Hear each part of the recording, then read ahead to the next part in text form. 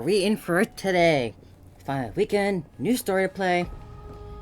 Ah boy, there's a lot to go through. Last episode, update, ended on a very big, so many things happening and being revealed that I'm looking forward to seeing where this goes. We only have 2 of those little Chrysos Airs things to light, so here we go. Collect your thoughts. Thanatos and Circe's core flames have been returned. Sometime after that, huh?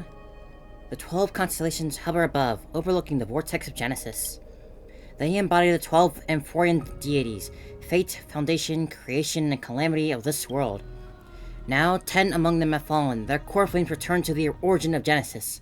Above you, constellations shimmer, their brilliance echoing the faint slumber of each titan. And you have experienced 4 ascensions and 4 partings. Strife. The Lance of Fury once became the Mad King, plunging the world into ceaseless strife, until your valor brought it to an end. And its demigod successor, the Undying Mightymos, chose to bear the title of Kremnos alone, returning home to be crowned as the last line of defense for the Holy City. Mighty, may your battles know no defeat. Time. Back then, the incarnation of time entrusted Mem to you at the Temple of the Three Fates. Back then, the lively girl with red hair fulfilled her mission and bid them the first farewell. Time speaks not of fairness, yet it never stops, and now this power resides in your hands. See you tomorrow, Trian. Ka. Reason. Not long ago, the head of the Grove sages helped you repel the menace that is the Black Tide. And still not long past, the unruly scholar staged one grand performance, granting you a glimpse of this world's truth at the cost of his life. Oh, the incarnation of reason, at edge of existence, have you found your answer? And of course, death. The prophecy once made the hand of shadow choose 2, granting one the fate of death, yet their bond wove a hauntingly beautiful tale that stretched across time. At the end, the incarnation of death who journeyed from the netherrealm to the living world chose to remain in the Sea of Flowers, retrieving your future. At the end of the west wind, we shall meet again, Castoris. What a long journey it's been. Feels like it's been no time at all at the same time, though. Jeez. Time and again, farewells haven't numbed you. You can't help but wonder, how many more goodbyes will the journey of trailblazing entail? You question whether you'll be able to express each goodbye with heartfelt emotion. Your thoughts sink into the ocean. You recall how the Amphorians cherish epics, using stories to soothe their sorrows. Perhaps you should embrace this way to dispel your melancholy and regain your strength. Then, let it begin. Countless words of adventure surge through your mind. You need only to grasp just one to anchor your creation. Don't be influenced by the noise outside, just focus on the key word in your mind. It is indeed difficult, but you should still cling tightly to your inspiration, weaving heartfelt and elegant verses. Who's texting? Alright, this is an impossible task. Just one glance at your phone, it won't disturb your thoughts. Or so you tell yourself. Who's texting? I'm trying to be introspective. Grey Master, last time in Styxia, 0 time for treasure hunting, absolute disaster. Nether of Souls mostly retreated. I'm back, baby. In the water, a big shiny chest. I can't use a miracle orb and I can't wade through. Your power is time is needed now. 7:30 split? 30 for you, 70 for me? Exactly, 30 for you, 70 for me. Yeah, that's what I said. Details, schmeetails, get here and we'll talk. Yeah. Alright, Cypher, what's going on? You must admit, even during the arduous and struggling low point, there are still those who live joyfully. Cypher's endless surging desire to wealth seems more turbulent than the waters of Scale Gorge Waterscape. Forget the past for now, it only brings sorrow. But sadness has no place in this moment. What you need is the drive to move forward. You decide to head Strixia, where the River of Souls is no longer blocked, to meet up with the Cat Girl. Hopefully those glittering, clinking trinkets will, as always, lift your spirits.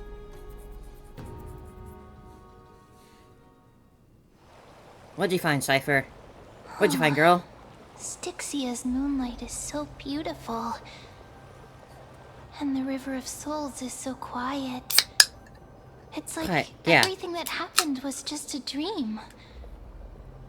I wonder if Cass is doing okay on the other side. if I write a letter and put it in a drift bottle, will she be able to read it? Oh, I miss Castor's too. No. No, this shouldn't be so depressing. Now's not the time to feel down. We gotta pull ourselves together. Mem. By the way, it was Miss Cipher who asked us to come here. But where has she gone? I'm sure she'll blip in at the flip of a coin. Huh? What's that sound? I don't know. This aura feels so familiar. Familiar, you say, huh? Let's go check it out together. Be very careful. I have a bad feeling about this.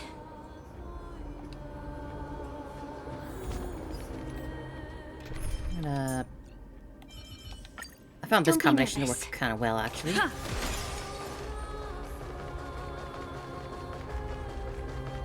Hello? Anyone around?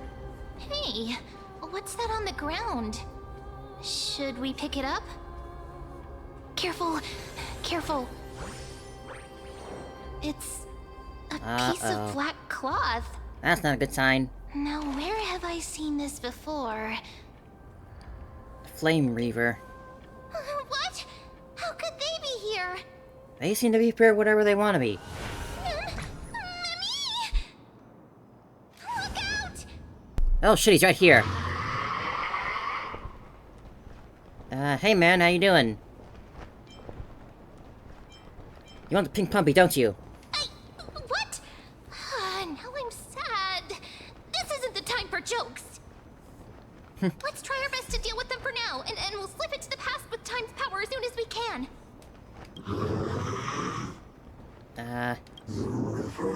He speaks. Souls is full of fish, big and delicious. You hungry for them? What? The flame chase journey stops. Huh? Meow, Huh? meow. Meow? What? Is this meant to be a Flame Reaver's gone mad at the end? We already knew about the mad part, but are we still in danger? Possibly.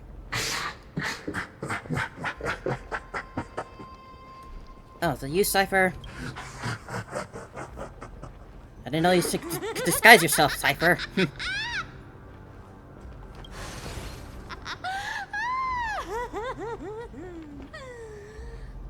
Sorry, I couldn't pass on the chance to give you two a good scare. This Cypher must be a fake too. Run! Ah! Don't run! I'm the real Cypher. The real one. Come on, don't be upset. I'm just giving you a kind reminder that Emphorius isn't safe at all. Never thought so for a The whole second. place is full of dangers, including that swordmaster. Make sure you stay on your toes, no matter where you are. So you're playing both good cop and bad cop. Well, I ain't grateful for that reminder. Hey, I'm just making it up to you. You're not gonna hold that over me, are you? So... You can make it up to me by was that coming back on my Flame first Reaver 50-50 disguise? pull. Or a magic trick? It looked so real. Is that the power of the trickery demigod? Disguise? No. It's not as simple as that. Let me think about how to explain this. For example, what did you think when you realized that piece of cloth came from the Flame Reaver's cloak? We thought that maybe the Flame Reaver was around here somewhere? Uh-huh. That's right. And then you heard some footsteps. What did you think when that happened? Well, we thought it must be the Flame Reaver coming this way. So you manipulated those feelings and Yeah, thoughts to make a disguise? Exactly. I just used some hints and, mental suggestions to help you believe in a lie. Lies are what Zagreus is best at. If everyone believes in a lie, then it becomes reality. A power to make lies into reality? That's got all my hair standing up. Nice, now I know your secret. I sure love your arrogance, Gray Mystery. The seamstress trusts you for a reason. Someone as honest as you couldn't trick me even if you wanted to. So, there's no harm in telling you. Besides, we still need to team up to go treasure hunting, right? Let's wrap up here. It's time to get going. Ah, yes, treasure. Oh, was that your teleslate? Who's texting now? Finon. Did you rest well? I came during the lucid hour and you seemed asleep, so I didn't wake you up. But in current circumstances, I can't stay idle.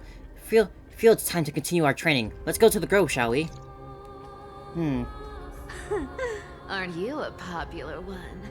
But I got to you first, so help me with the treasures, and then I'll send you two to the grove. Fair enough. Gonna live handsomely somewhere after this? Live handsomely? You mean spend all this money? That's so not why I hunt for treasures. Just for Don't fill of it? forget, I'm a demigod too. And there's a line reserved for me in that stupid prophecy as well. You shall walk with greed and die over petty change. But I don't believe in that. As long as I keep collecting treasures, then I won't need to care about petty change. And as long as I don't hurt other people when I get what I want, I won't be walking with greed. Right? Isn't that simple? I'm sure they'll come around somehow. As long as I keep going down this path, all those predestined prophecies and fates will never catch up to me. Oh, we'll see about That that. was a long speech. I'm getting thirsty at this rate. The treasures of Styxia aren't gonna float up on their own. Come on, Grey Mystery. Show me what the authority of time can do. Alright then, let's go treasure hunting. A few days later, at the crash site of Abyss of Fate. So, You again. this is the car of the Astral Express you've spoken of. My repository of memories has been enriched with another fascinating piece of information. Thank you for leading me here, Lord Donham. Yeah. I'm surprised a council like yourself would be willing to journey so far to inspect the Express. Archimans hold wisdom and knowledge in high esteem. If the citizens knew of your origins, I'm sure more would be intrigued by the Trailblaze. Yeah. Sadly, discussions about the world beyond the sky remain taboo. And you're working well to keep it that way, huh? Quite some time since you first arrived. Turning the herd away like that. Presumably, you've been looking for a way to leave ever since. And we've got to get out of here eventually. I've been actually gathering clues and testing different things. Sadly, the more I find out, the more powerless I feel. Don't be too hard on yourself, my lord. This puzzle has stumped Amphorius' scholars for centuries. It isn't something you can solve overnight. Even someone as gifted as yourself. In the Grove, I discovered extensive research of the Sky Titan. It appears that many scholars from Amphorius believe the taboo against the world beyond the sky stems from a curse cast by Aquila. Exactly. Of the 12 Titans of Amphorius, Aquila is known for being the most capricious. The weather itself reflects their mood. Tranquil sunshine, mournful rain. Aquila's breath is a brisk wind, and their cries resound as thunder in a storm. Additionally, Aquila is one of the 2 Titans whose core flames have yet to be returned. The sky above affects every citizen.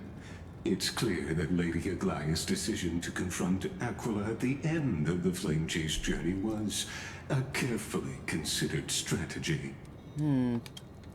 If returning Aquila's core flame can break the Sky Curse, we won't have to exhaust ourselves searching for a way back. We can simply focus on aiding the Chrysos heirs. Anti-Catherians have no home to return to, so I understand your concern for your old friends and homeland. I used anti-Catherian technology, or scanning, as you might call it, to assess this car. Assuming my judgment is correct, I might be able to conduct a thorough overhaul of its power systems. That could certainly help. Really, but... Of course, that's only if you, my lord, permit me to interact with it. By all means, please proceed. But be careful, the expressive thrusters are extremely delicate. You honor me with your trust. I will be very careful. Lygos carefully scans the damaged propulsion system, then methodically begins inspecting its components. This is unbelievable. You seem to understand the structure perfectly. Have you approached something like this before? Not exactly. But we Antikytherians are inherently sensitive to machinery. Carefully endowed our kind with a unique advantage for analyzing and learning. Uh-huh. If you give me some time, I might be able to fully restore this damaged car to its former glory. How's this still Then burning, you right, and by the your way? esteemed companion could set off on your return journey sooner. But isn't the real issue with Aquila still? Hypothetically, Lord Donhong, if I could open up a path out of Amphorius that circumvents Aquila's divine punishment, would you consider ceasing your support for the Flame Chase journey? So that's where it comes to, huh? I don't understand. Does the Council of Elders possess some secret means to counteracting divine punishment? It's best if you don't delve too deeply into that question, my lord. All you need to know is, I can make it happen. Who's your ringleader? Maybe this is not the decision by the Council of Elders, but rather his personal wish. The crucial point is, if you and your companion are unwilling to halt your support for the Chrysos heirs, it could offend certain interests. How very veiled that threat is.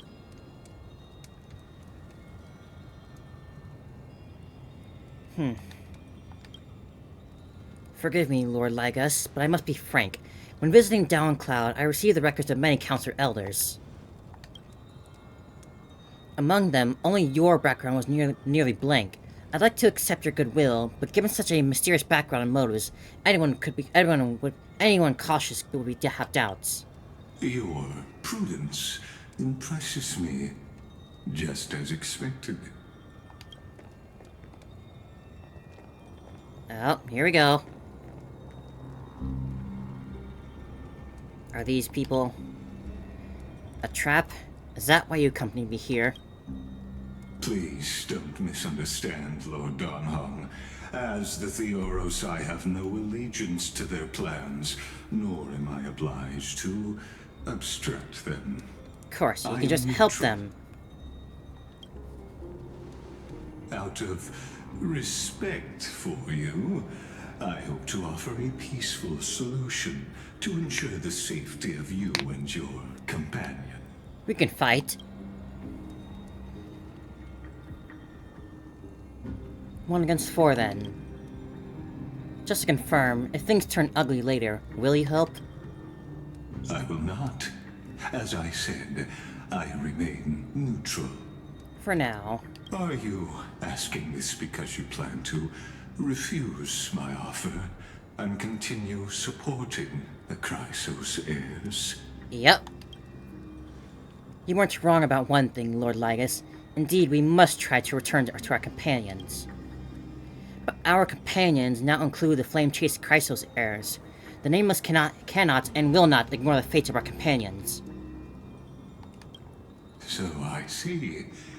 This is what you call trailblazing. Something like that. When I asked if you'd help, what I meant... The ones who need help are them. Ha ha! That's it, Dawn. Meanwhile, in the Grove of Epiphany... Like these random mobs could be Dawn. Oh! Ooh, hello, Finon. I guess maybe we should have gone with him. You have such overwhelming powers. Why?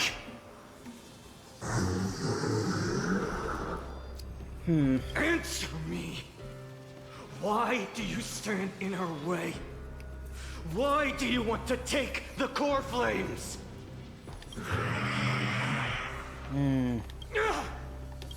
Oh no! He can't hold on anymore! Drag him back here, friend! Gotta hurry.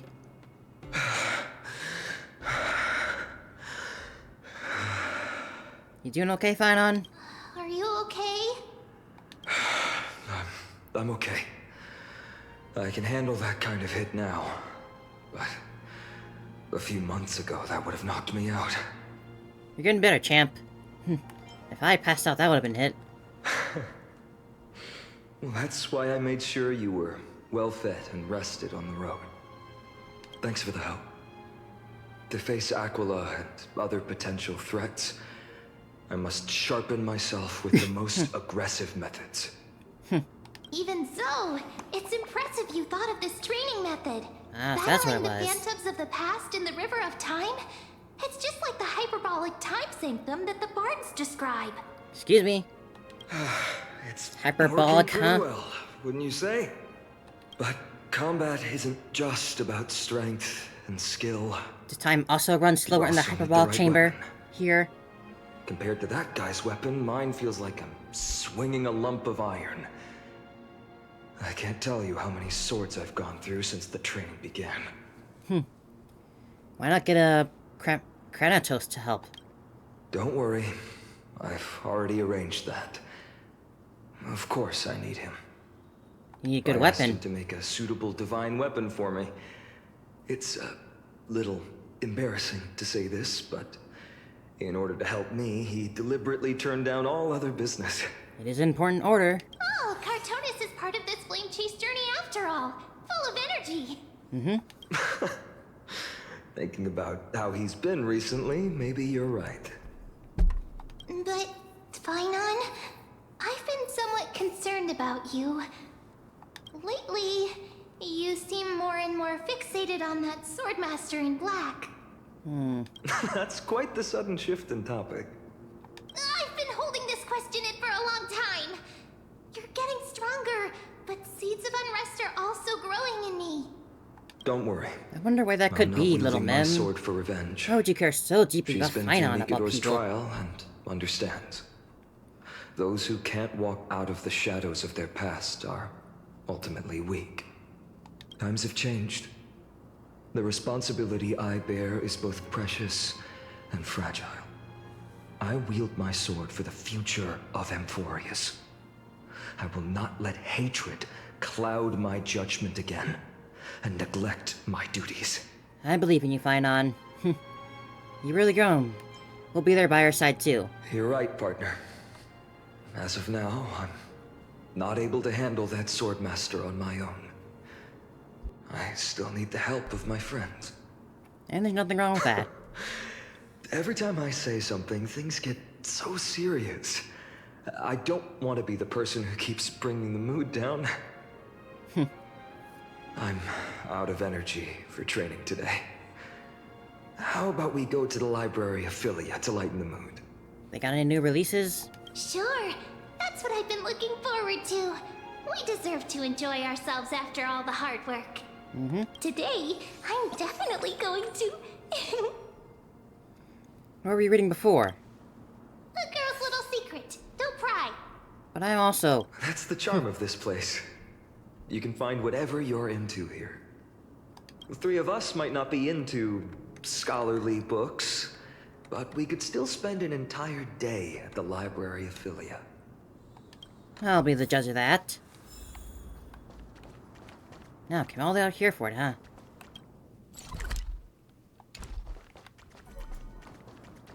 Where's that?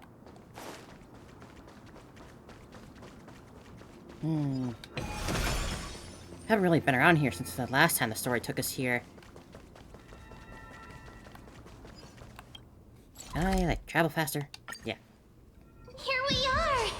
Where was that slate last time? Was it here? Or maybe over here? I forgot the I'm heart off to have beating some here. fun. It's free time now, so you should relax too.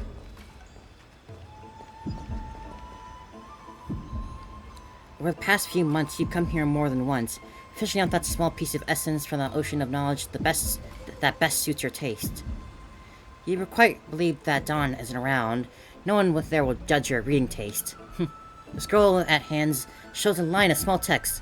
Non-standard reading material. Please return to its original place after borrowing. Do not let Grove Professor discover it. 10 exclamation marks. Seems that the scholars of the Groves, amidst their profound academic discussion, haven't forgotten their little hobbies. So, which reading material will you pursue? Forbidden love, ooh. My pressure can't possibly be this shy. One punch got Aquila. Forbidden love. She wandered through this flower sea, searching for a glimpse of those fluttering butterfly wings, but without success. Sir, I've heard that every flower has its own floriography. Generally speaking, the perception is correct. She heard the voice, but couldn't see the speaker yet. Circe paid it no mind. She calmly responded to her most special student while scanning the surroundings. What is your floriography? I'm afraid I'm not a flower, but a tree. Evidently this answer failed to satisfy the other party. A sound mingled with dissatisfaction and disappointment reached her ears, prompting her to ask another remark. Well, if we're just speaking metaphorically, I suppose it would be intelligence. However, her objective was nearly accomplished. It should be around here somewhere. Now she just needed to find some bait to draw her out. Intellectual, yet also romantic. Perhaps it's because I hibernate. You see, in my long dreams, I've made promises to countless lovers. Really? The butterfly-winged girl suddenly rose from the thicket before Circe, startling her slightly. After all, at this moment, the distance between them was virtually non-existent. Gazing directly at Mnescia's face, allowing the light reflecting from her lips to pass through her eyes, a hint of crimson flashed across Circe's face, almost imperceptible to onlookers. Oh my! Of course, her composure wavered for only a moment. Then Circe wrapped her arms around the girl's waist, and, after pulling up from her radish from the ground, gently lifted her from the flower thicket. Of course not. Caught you now. Oh my, wasn't expecting a real Yuri here. Placing her on the ground, the giant tree's incarnation gently stroked the butterfly wings on the edges of her leaves, confirming the other's normal state before slowly withdrawing. So, now will you tell me? Why have you been avoiding me? Would you two please refrain from frolicking in the Antilla garden? A cold voice unseasonably interrupted their thoughts. Indeed, for the garden's master, the incarnation of death, such lively atmosphere was truly something akin to a natural enemy. Sorry, we'll leave at once. Thank you for listening to my troubles, Madame Thanatos. Let's return to the grove. Sorry, then for troubling you. Honestly, you two are. But alas, Circes. You must be aware by now, right? A bitter sensation spread in her mouth once more. Circe remained silent, merely nodding as she bid her farewell to her old friend. On the way back to the grove, Mnescia remained completely silent. After one unsuccessful attempt to question her, Circe struggled to find another opportunity to speak, and simply focused on the path ahead. Voices of gossip reached them, causing irritation. A genius, so what? She's like, so terrifying. A stern figure approached rapidly. It was the source of the irritation. Mnescia offered Circe a smile, then turned and walked away. Cast a sharp glance in the direction of the butterfly-winged girl's departure, then shifted his gaze back to Circe's.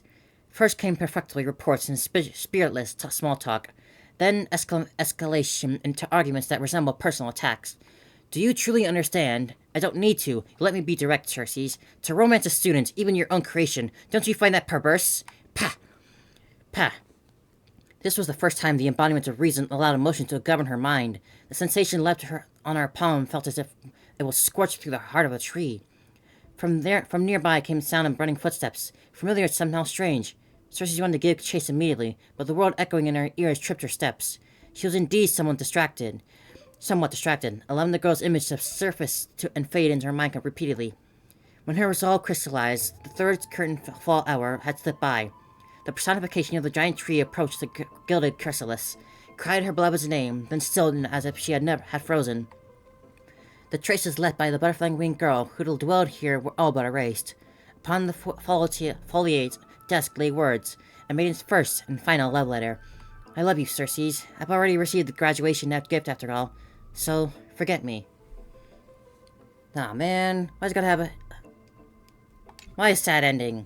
That's it? Nothing else? This love story abruptly ends with the worst moment, where the author lost the motivation to continue or some urgent situation occurs remains unknown. If it were the latter, the Flame River is fully responsible.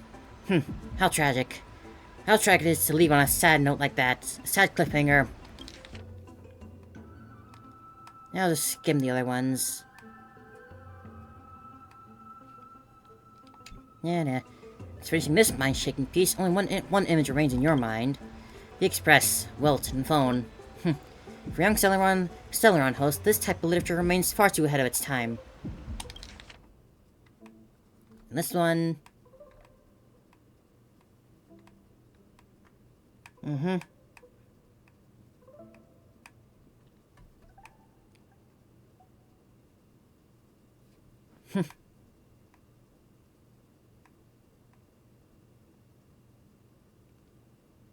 Your only flaw was failing to make it satisfying for me.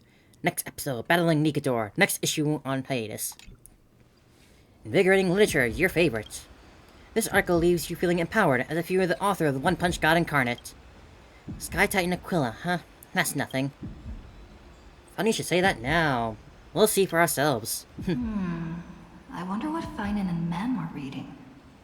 Let's take a closer look. So nice to have her speaking again.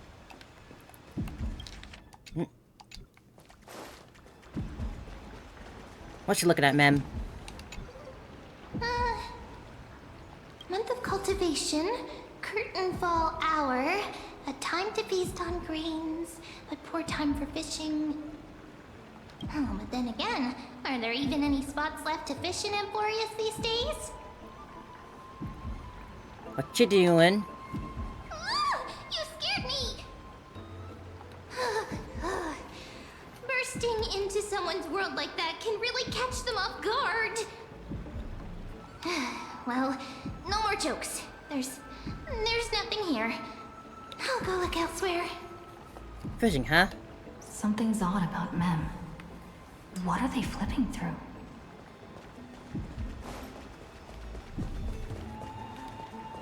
Oh, she's looking at Finan first, optional. Finan, what you looking at? Well, I thought I felt a draft just now. Peeking isn't polite, my friend. What, you looking at something lewd? You could have just asked. There's nothing embarrassing about it. Here, look, I'm reading this. Antiques Appraisal. How to make a fortune. Didn't know you were into this kind of thing. You didn't know? After all this time we've known each other. That pains me. Did you ever mention that? I don't think so. I've spent a lot of time pondering how Aglaia became such an effective leader.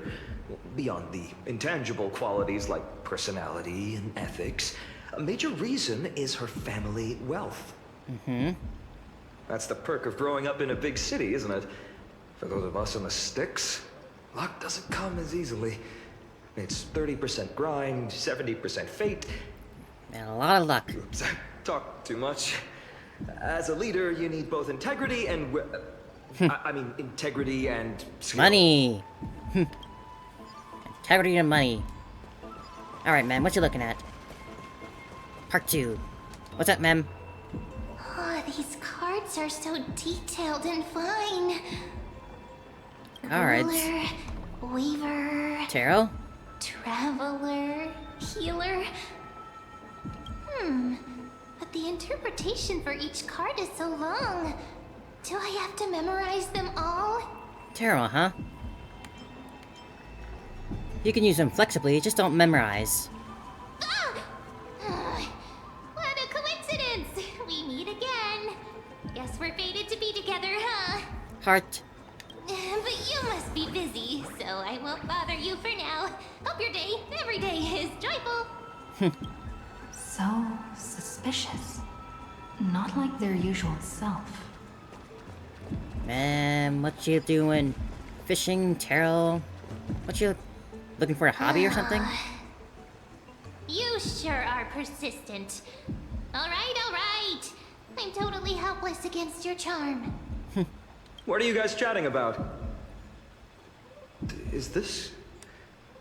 the Amphorius Divination Compendium? Why are you here too? Sorry, seeing you two chasing each other around, I suddenly found my book not that appealing anymore. Fair enough. Never thought Mem would be into divination. But it's not exactly a niche hobby. So why all the secrecy? I wanted to set up a surprise! Master it in secret and give you all a shock. Aww. But getting caught halfway through, it's only natural I'd feel shy. A girl's heart is more delicate than Aquila's ever-changing moods. A surprise, huh? That certainly sounds something like a Someone else used to certain tell me the other same. pink, pointy-eared girl would She's really say. good at stargazing and divination, especially with cards. Yeah, just like the ones you're looking at. And you must be pretty familiar with all sorts of divination techniques. Only with a Hushun friend was like here. that. No, I know nothing about it. I've never really believed in using cards or bones to predict the future. If the good omens foretold by divination were true, my hometown, Heidi's Elysiae, wouldn't have disappeared. Don't forget, we've got Lady Trina. Right. Every other form of divination is just smoke and mirrors or cleverly rehearsed tricks compared to her flawless prophecies. Fair. What I To say? me, A little faith in these things isn't bad sometimes. divination could be a power that guides our spirits. Fate always casts a shadow in front of us, clouding our view of the future. That's why people turn to divination. It's just to find a small reason to give them courage to face the unknown. You really thought about this, haven't you? After all, the first chapter of the Divination Compendium discusses the significance of divination. I'm just expanding on that a bit. Strange. That person I knew used to say similar things. How Looking back, coincidental. whenever she interpreted a card for me, I couldn't help but feel uneasy. Even though I never believed in the outcomes. Maybe it was her tone. Cyrene. She could paint a complete fantasy so So it's Cyrene, vividly. me? Not just It Cyrene? utterly captivated me as a child. Right, I still carry a card she once used. Do you want to see it? It's also occurring to me that we use cards with our little... Oh, wow! Those, yeah, for our That's story so book. exquisite! I'd love to have a card like that. Those mitts up to the task? Gotta craft a man-specific deck. Oh, now that you mention it, yes. It would be even better if it were made of, say, crystal. Pink crystals? Speaking of which, partner, there's something I haven't shared with you all. Goodness, it's Remember our screaming at first us in the trip to face. the Temple of the Three Fates? The riddle that Orynyx posed to us? Which one? There's been a lot. Who's around now? Who's there? Ah, more of these guys. You are... Nice cosplay. These folks are up to no good. Is cosplay a thing in this world? Masks decorated with golden blood. Are they cleaners? Cleaners, huh?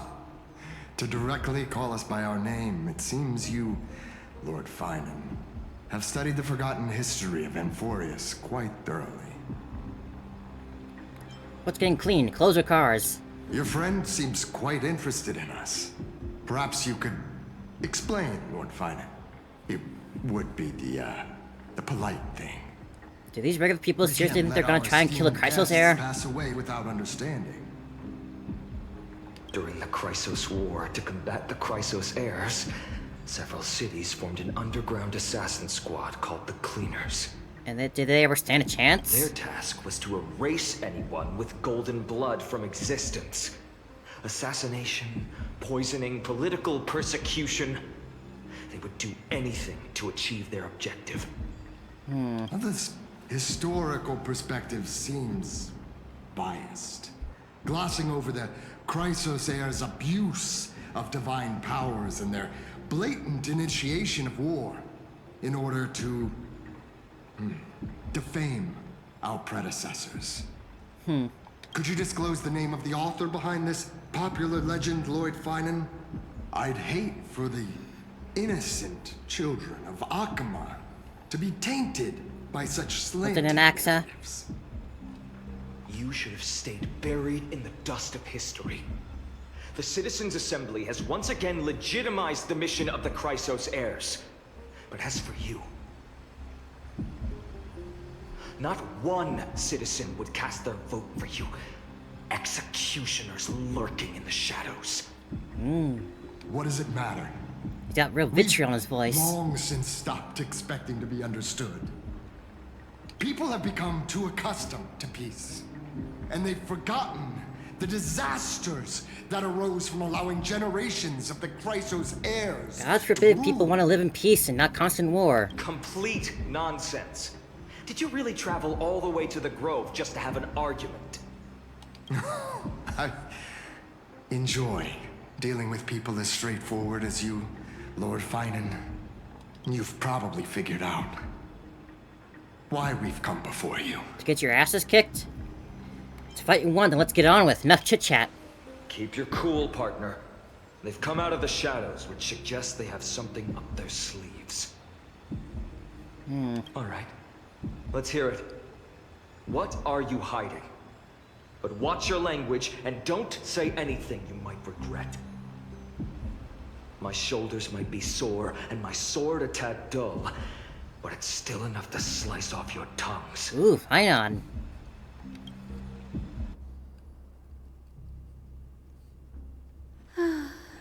Hyacin, Tribi, How's it going, Cinny? This place fits, doesn't it? and Ika. It's a bit small, but the lighting is perfect. Thank you, Lady Tribi. With this, the Twilight Courtyard can be reborn in Akuma. Do you like it here too, little Ika? So cute. It's so bright here. Maybe you should rename it? How about Luminous Courtyard? Lady Tribi makes a good point. But Twilight Courtyard carries the long history of the descendants of the sky, and I'd like it to continue. Right. How does the legend go again? Even Lady Tribi forgets things. We just haven't prepared lessons in a while now, so we're a bit rusty.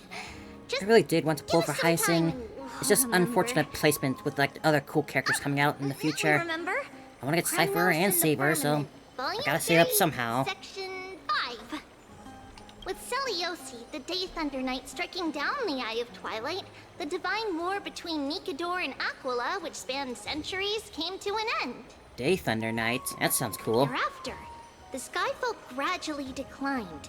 Numerous sky fortresses were abandoned, and their descendants began to establish themselves on the land.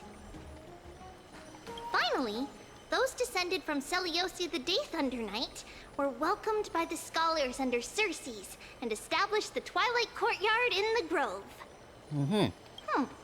The historical records seem slightly at odds with our memories. Oh?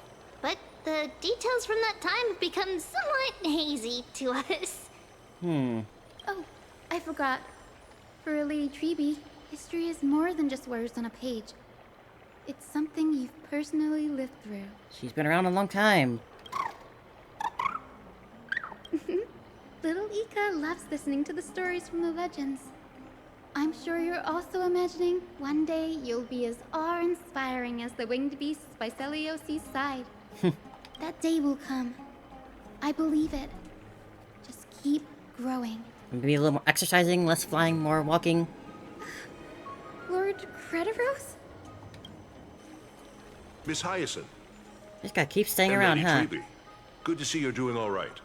I heard from the citizens you were nearby and came to check. Doing all right. What's going on, Crediros? There's been another violent incident at the market. A shop was smashed and looted. It's the third time this week. How can this be?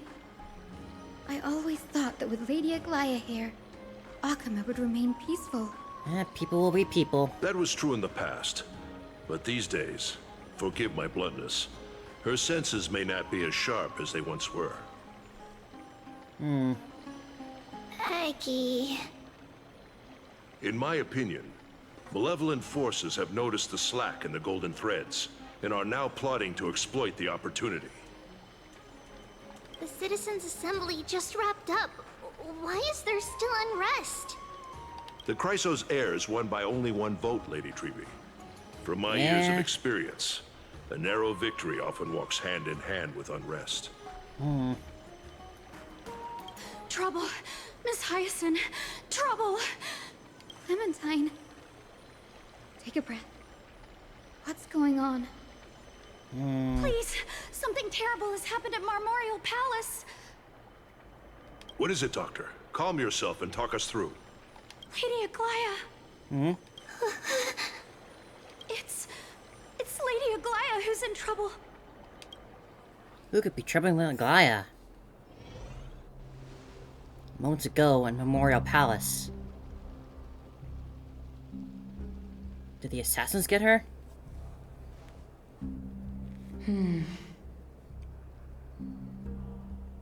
I still remember. This bath that overlooks the entire palace was built by the Council of Elders 900 years ago.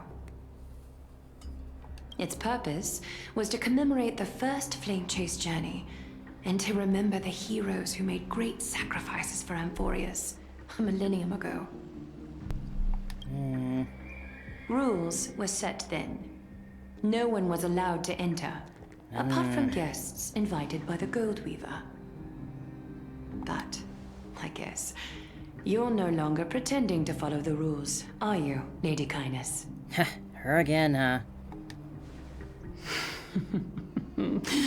Aglaya, Aglaya. You ageless witch, hiding behind a divine facade to deceive Better than the mortals. old bitch. We've been far too kind with you. Kind? There's no need to use such a word to cover up your... incompetence. Ooh.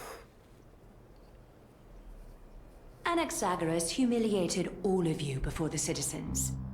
If you still had any shred of shame, you'd throw yourselves from Dawn Cloud at the curtainfall hour to salvage the last fragments of your dignity. Demigod, why not gaze into the water's reflection and see the wretched face you wear now? These days you're not only blind, but also deaf. The Cleaners were born for this moment.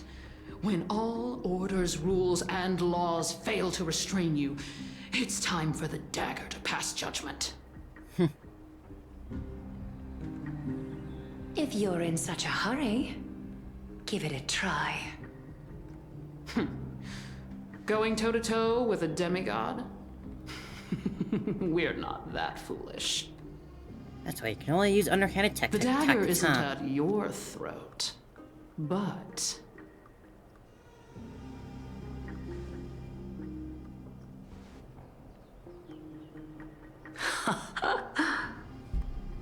Your gravest accusation is that my humanity is fading. And you claim my concern for mortal joys and sorrows is nothing but a facade. If that accusation holds, what makes you think the lives of these civilians will sway me in the slightest? Fine. I'll gladly use a few more words to shatter that demigod facade of yours. Like I said, you're not only blind, but deaf too. Lately, your control over Akuma has weakened. You failed to notice the thefts we arranged in the market, nor did you catch wind of the meetings happening in the Tromas workshop. Plots are unfolding right under your nose, yet you remain indifferent. I know she has been listening and just letting you do this. Fading? Aglaya, why not use your precious golden thread to peer into my thoughts?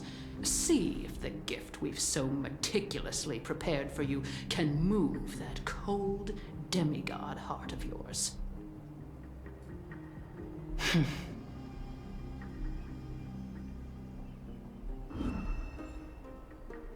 In this moment, I only regret not being more ruthless.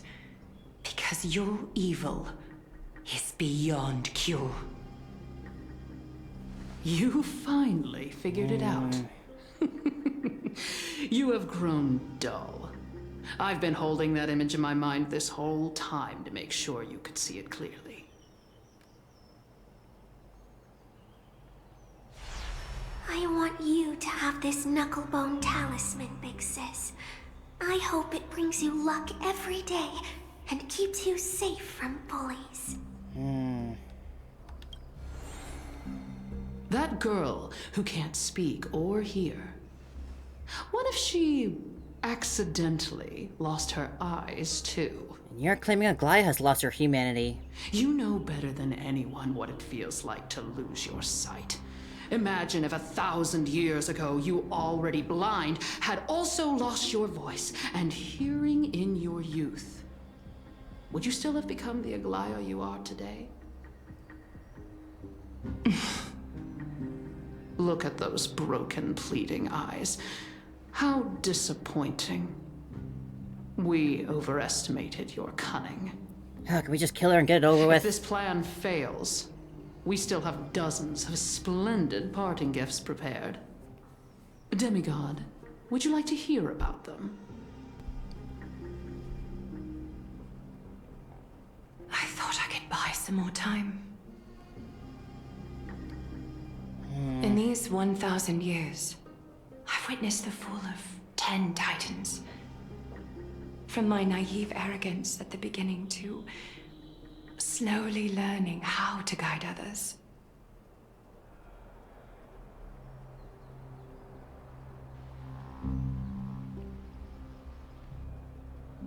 Now, it's time to let go. I should be grateful. Grateful that I've reached this moment. To let my departure become a path for others to follow.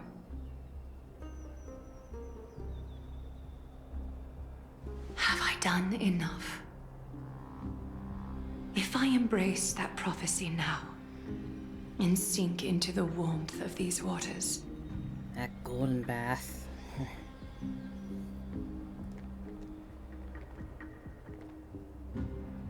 Will the wandering wind stop to mourn me? Saifra? They really want to make us say goodbye to everyone here, huh? Goodness gracious. A millennium ago.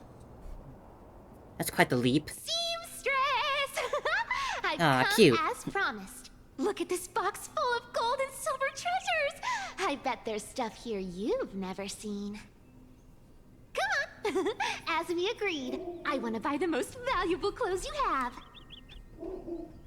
But man, they're really making us feel for everyone here. And they're just making us say goodbye to them over and over and over again. Sheesh.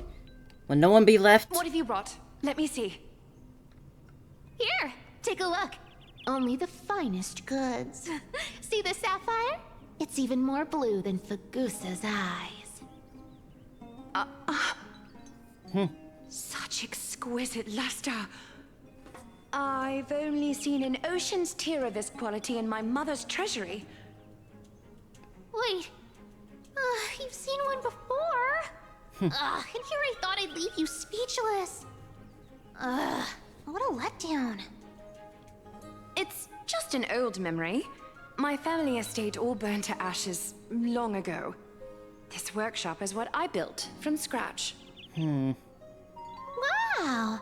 A daughter rebuilding her family business. How admirable. Enough with the jokes. At least you did get to enjoy those luxuries. Mind your manners, Kitty. Yeah.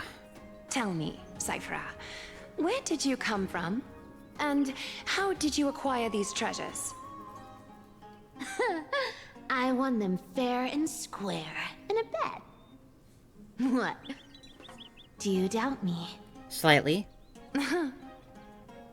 Speak up, seamstress. Give me a straight answer. Do you want these or not? Strange. You're clearly lying to my face. But my golden thread doesn't tremble at all. That's because I'm not lying. I've been telling the truth from the start. Oh, is that so? The scars and the mud stains on your face tell another story.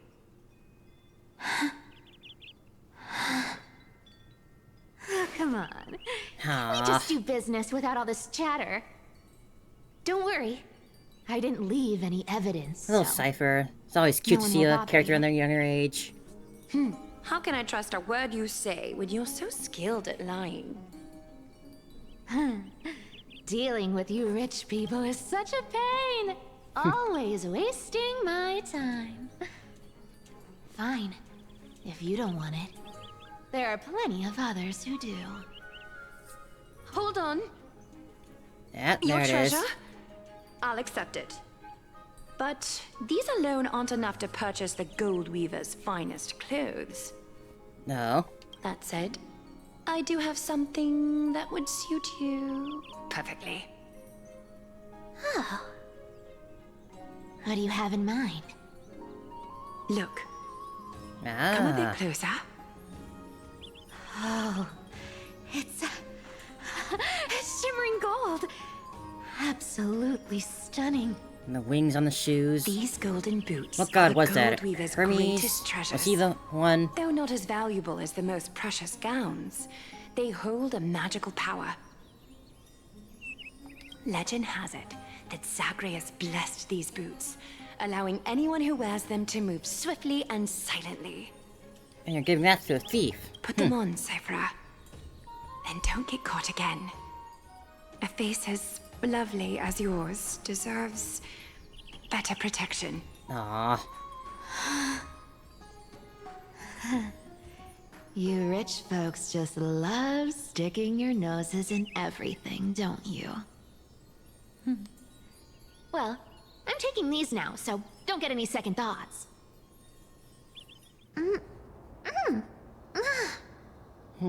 What's wrong? Do you have a smaller size? These are way too big for me. You'll grow into them.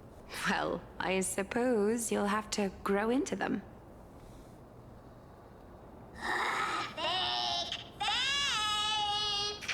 What do you want, Bartholos? Do you have to interrupt me in the middle of my story? Fake? What's fake? Those boots definitely don't hold Zagreus' divine power. You're Amphorius' most cunning liar, and even you were fooled by a Glyad. Watch your mouth, or I'll feed you to the fish in the River of Souls. Weren't you curious how I got tangled up with that seamstress? Well, now you know. Satisfied? I didn't expect such a simple story. How disappointing. But, boss lady, there's a chance Aglaia wasn't trying to trick you? You're defending her. No. I just think the story's so moving, it'd be a shame to ruin it with a lie. If I could cry, I'd be in tears right now. Good thing you've still got a sharp tongue, or you'd have been stuck guarding someone's front door ages ago. Imagine that. Enough chit-chat. Let's take a look at this place. The city of Styxia. Look how beautiful she is. She has so much vigor in her voice. Let me take a good sniff of this air. What you got? What you picking up on? This air, it's filled with the scent of treasure everywhere. Wonderful, just wonderful. Thanks to Castorus and Grey Mystery, the ancient city's barrier was finally dispelled. Now that I think about it, helping them was well worth it. Time for treasure hunting, Barto! Lead the way, and whatever we find, we'll split 80-20. Well, I have a suggestion. How about 70-30 instead? Listen closely. Oh. Do you hear that? The gnawfish in the River of Souls are growling with hunger. Oh no. 80-20 it is. How Anyway, what's with all this water? It's damp, cold, and miserable here. I hate it. Ooh, the Cat doesn't like water, huh? Shocking. Uneasy around water. You wouldn't understand.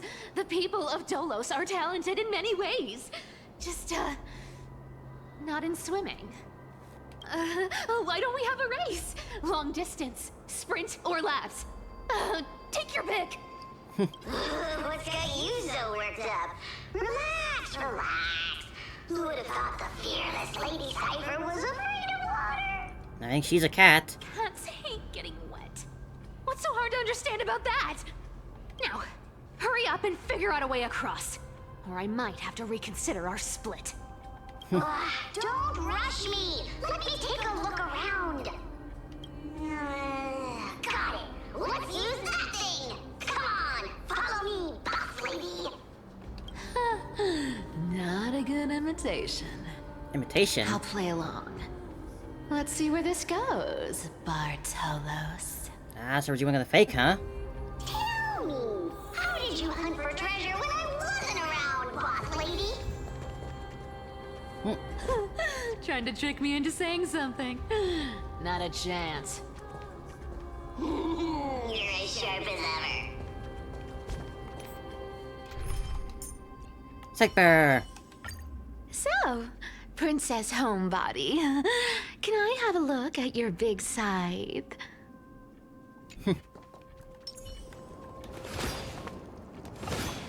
Cat and mouse time! Ooh, interesting. Very interesting. Always fun when they let you down with the Was this device characters in the designed story. by priests of Ornyx? Do you think you can handle it? Don't underestimate me, boss. Just find a cozy dry corner and wait for me. Mission accomplished. Now you don't have to worry about your tail getting wet. Not bad, but just a warning. If this thing fails while we're halfway through the water... Might be dead. Don't worry, trust me. For that sweet 20% cut of the loot, I'll make sure you're taken care of. Huh. This feels truly magical. When did you pick up this trick? Self-taught. Oh, self-taught. We're here. Can we turn off this spotlight now? It's really blinding. No problem. Just use the device over there to shut it off. That's a big guy there. The scent of gold coins, gems, and fine leather. It's so refreshing. The treasures in this ancient city are all floating back up thanks to Grey Mystery and that pink squirrel. That was a nice backstretch. Right here. What are you waiting for? Start digging. Roger that. Watch me. Bartolos activated excavation mode, unearthing the treasure buried deep within underground. Wow! That's a huge chest. Move over. I want to open it myself. Man, she's an addict. Wow. A massive haul. Unbelievable. It's hard to imagine the kind of luxurious life the people of Styxia once led. As expected for a realm of Fagusa's disciples. This entire chest is filled with ornaments made from ocean's tears. Here, take this. See if it suits you. Ooh, thanks for the gift, boss. Much appreciated. Look at the clarity of this purple crystal. It matches my skin tone perfectly. Is that skin? Does that count? Saver, you truly have the most refined taste of all thieves in Amphorius. Let me try this on.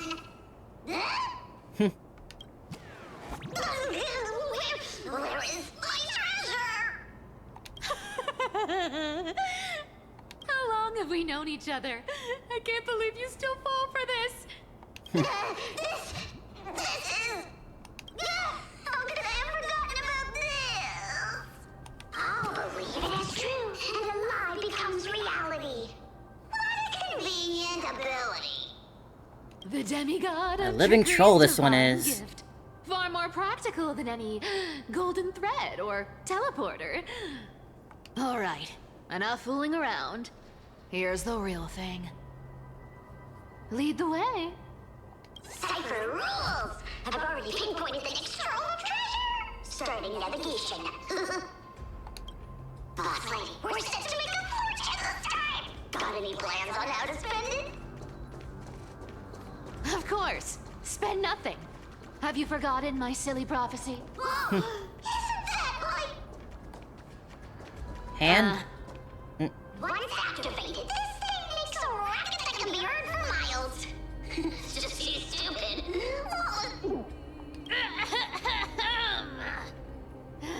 Seriously, what was the Titan thinking when they came up with this thing? Hey! If you don't want the trickery to be exposed, you'd better start by keeping your mouth shut. What do you say? Yeah, it's such nice banter. I'll be careful with my words. Ah! This thing's way too loud when it's on. Let's not stir up more trouble, okay? Ah, so leave it alone then. Fine. No giant rocket punch. Here we go round the river of souls. Spirit thief goes, spirit thief goes. There's a big guy guarding this place. Yeah, big and dumb, just a pure lump of stupidity. Mouse time! Look at its face. Oh my, how could something be so ugly? Yeah, so ugly, ugly enough. And apparently doesn't have ears either. A little imp without a digestive system. Feel nauseous. If that ugly brute messes up my face, even the stoic Talantin might end up shedding a tear.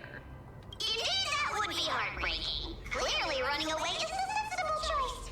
But fighting's fun. So, how about you take the front? I'll attack from the side. Right. Fleeing fits a rogue nature. There it is. Let's try it this other way. I choose you.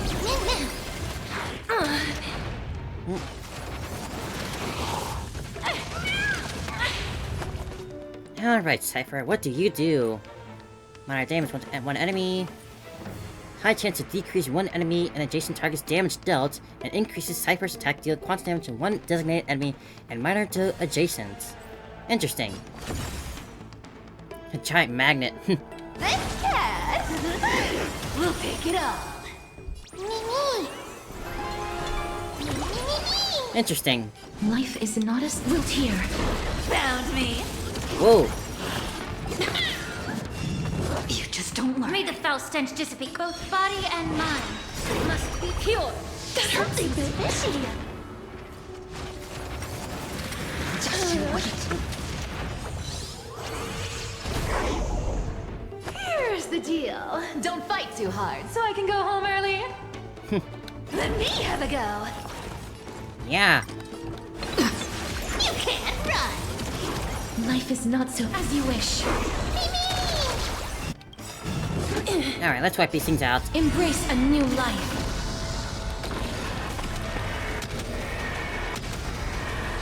May death protect us! I should have actually seen what her ultimate was. An useless creature. Guess we'll have to wait for next time. Just a couple of hits. How boring. Hey, Bartolos. Are you still alive? Give us a squeak if you are. Squeak! Look at you, all shaken up. Can't handle even this bit of action. It should be safe here now. Get to work. Aye, boss lady Cypher. Will it be a real treasure or another fake one? Activate excavation mode, unearthing the treasure buried deep underground. It doesn't smell like anything valuable this time. Since we've already dug it up, let's open it and see. How do you dig through the planks? You're on a dock. Huh. Is this? 3 more neighboring households moved away today. The tide has risen higher than ever before, already reaching the 5th step of the stone stairway to our residence. The priest insists that it's merely seasonal high tide that will soon recede, but having lived in Styxia for 30 years, I've never witnessed water levels like this. Leonardo from the harbor went fishing 3 days ago and reported that the seawater has begun unusually turbid, appearing as if mixed with ink. Beneath the surface, he glimpsed strange shadows not human in form, yet possessing distinct outlines. After returning, he developed a high fever and had remained bedridden since. Yeah, I guess talk about the rising tide and stuff. Nora also shared a peculiar rumor. Some claim to have seen in their dreams a woman playing a lyre, draped in black veils, with eyes gleaming like seawater. She allegedly told dreamers that Styxia would soon face a great transformation, and only those who hear her voice would be saved. Some city residents have begun referring to her as prophetic sea musician, despite the priest's determined effort to suppress such rumors. We've been traveling for 3 days now. Last night, Milan's family, youngest child, suddenly developed a high fever, continuously muttering strange phrases that resembled an ancient ballad. His father decided to take him back to the city for medical treatment, though we all know there's little hope to be found there. Even more disturbing is that at night, the entire city bathes in an indescribable glow, as if enveloped by some gigantic anomic membrane. They say this is Phlegus's punishment, but I can't help wondering, is this the Titan's wrath, or is this some power even greater than the Titans at work? That Lord Ravager is suddenly lurking around. I don't know if this was illusion or reality, but if such a being truly exists, one who can hear the sorrows of Styxians, then as we embark on this uncertain journey, please grant us a flicker of hope, even if it's merely a beautiful dream. This looks tragic. Do you think they made it to Akuma? Probably not. Probably not. I've never seen or heard of anyone from Styxia and Akuma. At least, I'm still left for Dolos. Guess this city wasn't so lucky. Huh. Yeah, that's more than obvious. It does seem unfair, doesn't it? Just because they were born in the wrong place, they had to face such devastation. Meanwhile, those in Akuma, simply because they're supported by the world-bearing Titan, continue to survive. Yeah, the world just isn't fair, is it? Can't really dictate what a Titan chooses to do. Speaking of the world-bearing Titan, Cypher, didn't you tell me once you used to be an apprentice at Kephal's priestly court? Interesting. Don't know what that means, but sounds interesting. Did I? Yeah, you definitely told me, and I remember it clearly. Maybe it's been so long your memory's gotten a little fuzzy. Right. I did tell you. It wasn't a big deal. I just snuck in with a bunch of mumbling priests and watched them do their spooky rituals around some glowing rock. Honestly, I was only interested in the wallets of the old grandpas on the council back then. Don't remember much else. It's been what? Nearly 1,000 years? Oh, I see. But you in a priest robe? No, that's hard to picture. Who asked you to picture that? Besides, I can picture a lot of things, from 1,000 personally. years ago were nothing I've seen like the art. ones today. Right. I didn't think about that. I was just curious if you ever overheard anything interesting from those priests. What got you so interested, huh? How ridiculous. Come on, let's head to the next spot. Another wall. Where did this roadblock come from? Ugh, this is so annoying. The treasure is right in front of us. Oh dear, we're stuck here. But I have a plan. Should we call on that big, noisy, cumbersome hand of Xandrith? Never thought that thing would actually come in handy. All right. Do you want to handle it? Leave it to me, boss. I don't need a controller. After all, you know. Alright, do your thing then. Hand of Zagreus. My darling. Activate!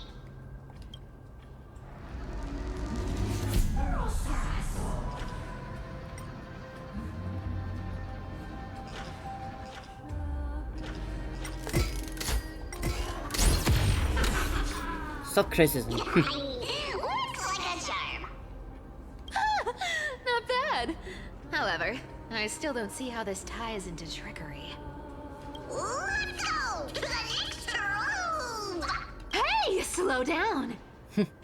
That question you asked me earlier. I think I just remembered something. Did you now? What did I ask? You know, that question. The one you specifically asked me. Right after we dug up the second chest. Where is this little excursion leading? Forgive me, boss lady, but have you been under a lot of stress lately? I didn't ask anything. You must have imagined it. Oh. Is that so? Maybe you're right. I have been a little on edge lately. I need to relax. Alright, let's move on to the next treasure trove. I mean, Cypher seems to already know we're not traveling with a real spirit thief, so...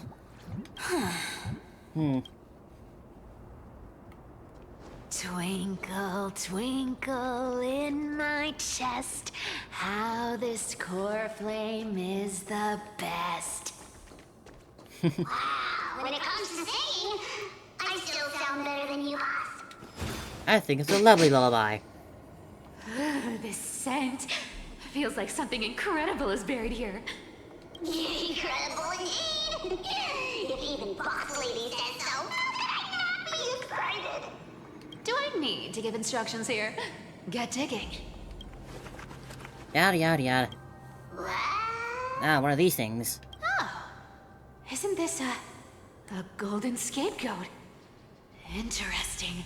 Looks like whoever buried this treasure wanted to play a little game with us. Oh, isn't there a myth about this thing?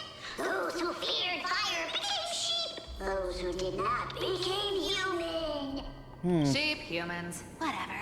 All I know is unlocking this gets us treasure. Here, this honor's all yours. Plus, she's a cat, not a human. Tricks are right up my alley. Just leave it all alone me. Yeah, alright. Haven't done one of these in a while. I'm sure it won't be a hard one. Ah, yeah, nothing to it at all. I say and when I do that.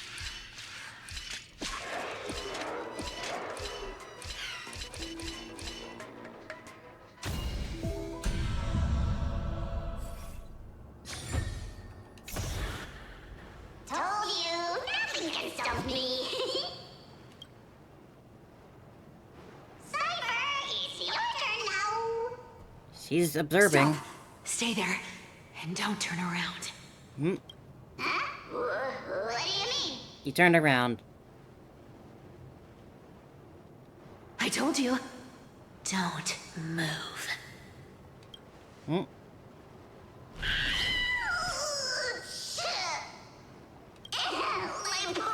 Ah, one of those. Shh, quiet. Don't say anything unnecessary. That seamstress. She's listening. What? Boss, do you mean? Stay put and keep quiet. I'll handle her. Uh-oh. Whoa, whoa. Seamstress. Getting sneaky, aren't we? Our seamstress Did you needs a think little I bit of help, it wouldn't notice your little seems. If spies you could lurking dash on around? over and help her. As time passes, I find myself leaning more and more on blind luck. With only the power of this little nymph, naturally I couldn't slip past your sharp eyes, Cyphera. Even if you could fully control Bartolos's mind, I would still be able to see through your disguise. Aglaya. You've gone to such lengths to spy on my every move. What exactly are you after? I've told you before, you don't need me to succeed. Why don't you just let this go? I already made an exception and got involved with Castorus and Grey Mystery. Asking for more now.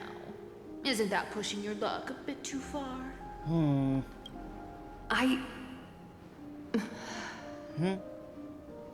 sorry, Cyphera. Oh? I've plotted and schemed my whole life I never could have predicted our relationship would end up like this. Aww. I've spent centuries trying to figure out where I went wrong, replaying every moment over and over. But you've never given me a chance to explain myself, face to face.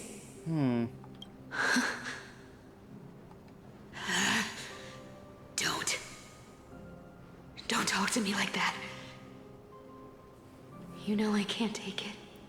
Not a fan of taking things seriously? Might be running out of time for that, though. 1,000 years ago, out of foolishness, I let my silence steal away the most beautiful sound I'd ever known.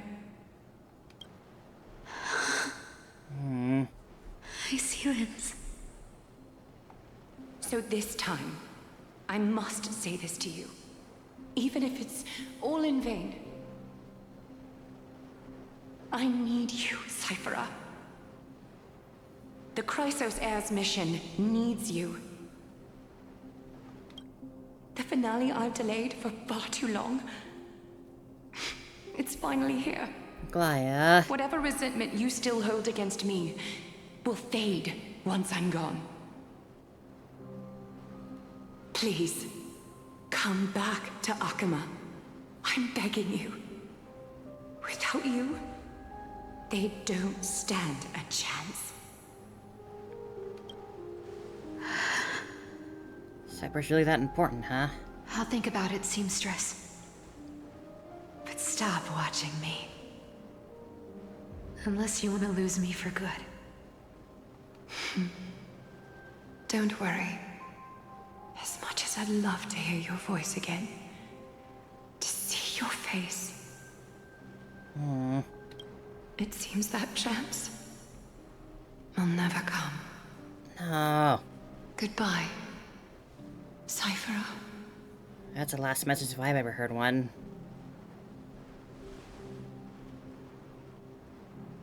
Goodbye, Aglaya. Ah, what a shame. I thought there'd be some real treasure under that goat's head. Turns out, everything in that chest was soaked in water from the River of Souls. Nothing valuable left.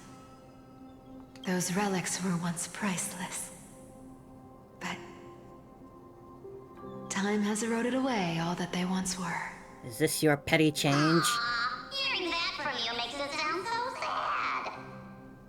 Wait, why am I getting all sentimental? I haven't even processed what just happened. That horrible woman. When did she... Oh! If you see her, let her know this. As demigods, we can't avoid our duties forever. Oh, could it have been back then? When... Do you remember now? Looks like you don't need me to jog your memory. She must have slipped that nymph into your pocket while you were distracted. Don't underestimate that bug. It's every bit as dangerous as the seamstress's golden thread. Let your guard down for even a second, and it might take over. Make you spill secrets you'd never share otherwise.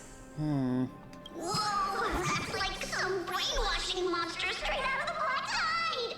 Creepy. Boss, how did you realize something was wrong?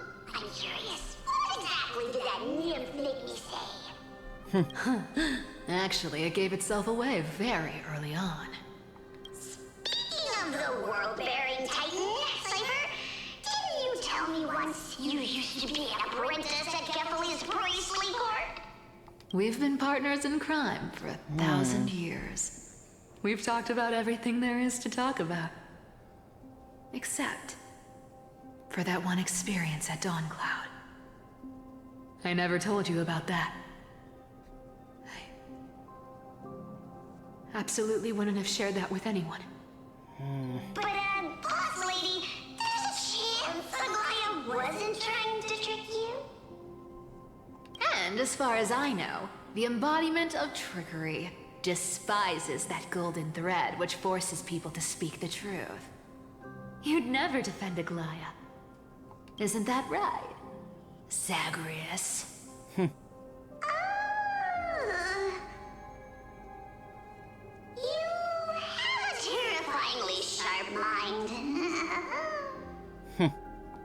After all, I'm the only one in the world who knows you're still alive. To make sure you survive the Titan trial, I had to fool the entire world. Really now? If you want to keep that lie from falling apart, you'd better keep playing your part in the days ahead. Even if it weren't for saving my worthless little life, I'd still walk through fire for Cypher without hesitation. Aren't you loyal? You may have been reduced to this form, but you still haven't lost your way with words. Speaking of which, Cypher, you're not taking that wicked woman's words to heart, are you? Life's been pretty great lately. Why get into trouble now? Don't you think? Honestly, I've been thinking. Maybe a trip back now wouldn't be too bad. You're back again, Cyphera, your face. Ah. I need clothes. Anything. Just throw me something. A piece of cloth will do. Just enough to cover the wounds. I will pay back the amount I owe. I promise. You're bleeding golden blood. Which means those assassins are after her. What about it? So what if I'm one of those Chrysosairs they talk about? Those infinitely strong heroes. World-renowned swordsmen. Exceptionally intelligent scholars. Cyphera. Oh, I'm sorry to disappoint. Who knew that group of amazing people would include me? Popper. Man, she really is just like Pardo. Con artist. Maybe I should just make another cut to drain all this yellow stuff out of me and... Stop it, Cyphera. I'll give you clothes, warm you up, and stay here. Stay in my workshop until you're healed. Aren't you going to ask me how I got these wounds?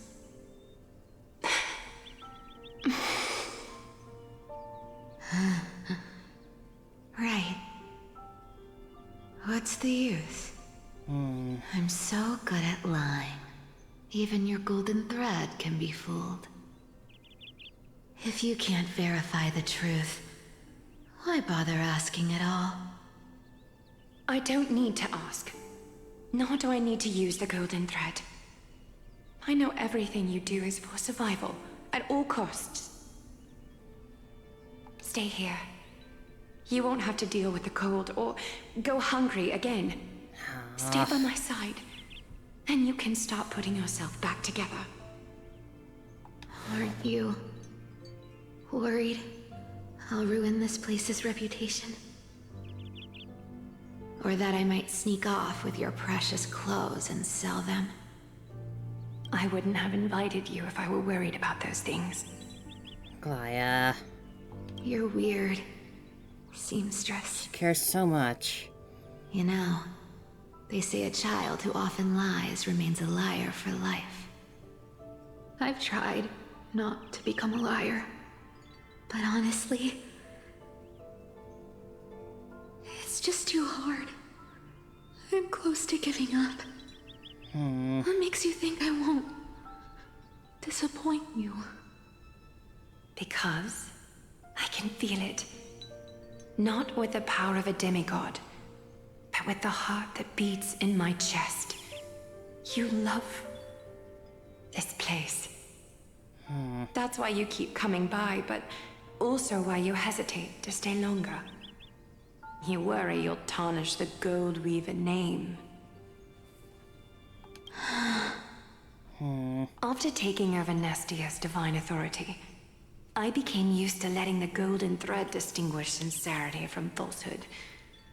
However, the mission I need to complete requires me to learn to trust and rely on my heart. Cyphera, you're an honest thing I've given to this world. And also a challenge the world has given to me. Stay here with me. You have a beautiful face that deserves better than to be covered in scars and grime. You got a way of talking that's hard to follow. All right, let's make it a deal. You have 1 day to change your mind. Once the action hour passes, there's no turning back. Oh boy. Back to us now?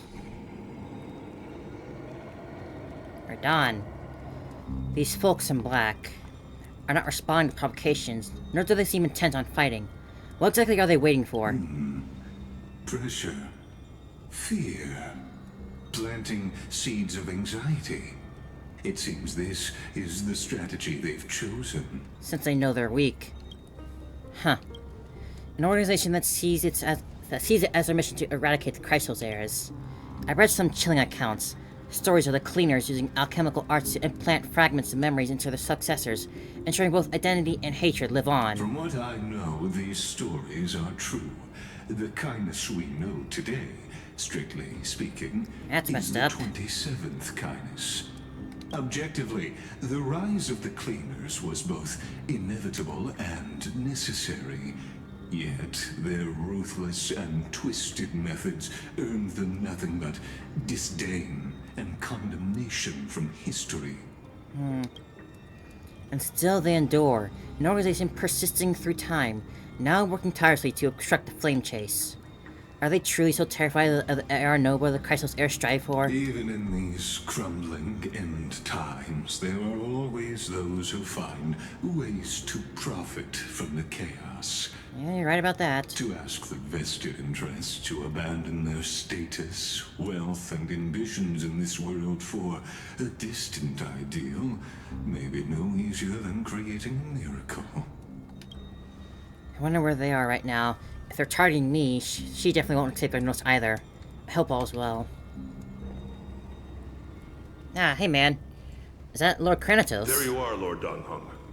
We couldn't reach you on the teleslate, so the Holy City Guard almost assumed you two had met some terrible fate. You pests crawling in the shadows, back off. Your plot ends here. You played your hand. Run while you still can. It might be your only chance to survive. Stay away from Akama forever. If you set foot there again, the fury of its people will tear you apart. Because Aglaya is dead, and in the eyes of the Holy City citizens, her blood is on your hands. Nah, I don't want Aglaya gone. They made it very clear that we're gonna be saying goodbye to everyone here. Like they've been saying that from the very beginning. God, it still sucks. Still sucks so much. Looks like she was wrong about you. She? Are you talking about the mastermind behind all of this? Well, she thought you were weak. She believed that even when you were facing the evil that you claimed to oppose, you'd hesitate to strike. Misinterpreting mercy for weakness shows how arrogant and foolish your master is. They're still alive. With proper care, they'll pull through in a few days. But I must warn you, I haven't fought a human in ages. I can't guarantee I'll always be able to hold back. Damn, Thainon. They're lucky they're still alive. If you feel as lucky as they are, try me. Damn, Thainon. Bro, you sound so cool. Finon is seriously upset. Get out of here. Don't show your face around us again.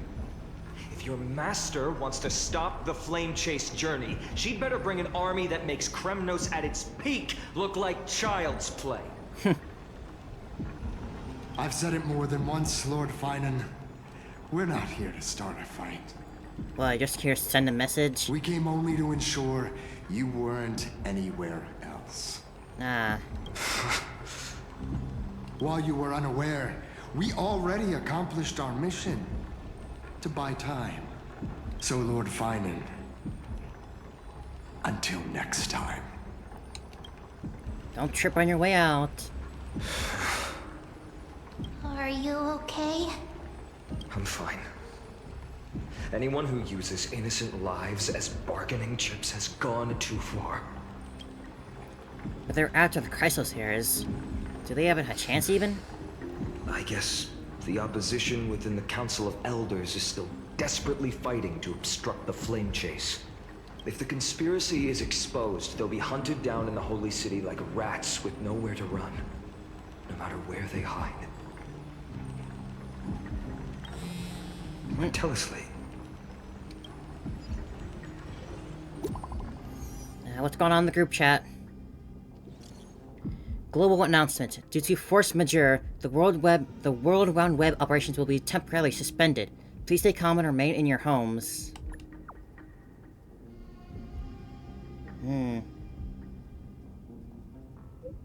Local golden thread enabled for emergency internal communication only. Lady Goldweaver deceased. Please return to Holy City at once. I know this is hard to believe, but please come back soon. On the way. Aglaya? Is this... She was running the internet? Blasted! Those guys... It must have been those guys doing. But how could they possibly... Stay calm. This could just be one of her schemes. I won't believe it until I see it for myself. Finon. What should we do now? Get back to Akama. Stay on course. I'll contact Treeby and ask her to keep the citizens calm. We'll hurry back to Akama as fast as possible and assess the situation in the city. If we run into any enemies along the way... Strike them down? I won't be merciful this time. I've got your back.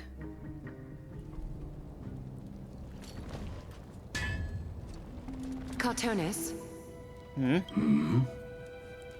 Oh, you're forging a sword for Finan, aren't you? I haven't seen you wield the hammer in so long. I couldn't help but be entranced by the sight. You, Aglaya. Indeed. In this form, you come to me. It means... Yeah. That's right. At this moment, my physical form is already shattered. My journey as a human in this world has come to an end. It's time to fulfill our pact. Of course. The pact I haven't forgotten. The thing I entrusted to you, do you still have it? Far too plain this vessel is. Not worthy of you. Do you still insist? I insist. Over the past 1,000 years, every piece of fabric I've worked with has been tainted by my cold divinity. It's made me hate their colors, texture, and scent. This ornament stands apart. It was a gift from a child. She was pure and kind. I often wished my childhood could have been like hers. How to say goodbye to everyone? Have you already planned? I'm afraid there's no such detailed plan this time. I deeply regret not being able to say farewell to them, one by one. Aglaya. The moment has come. My departure will give them one less thing to worry about. This parting gift should help ease the regret of such a sudden goodbye.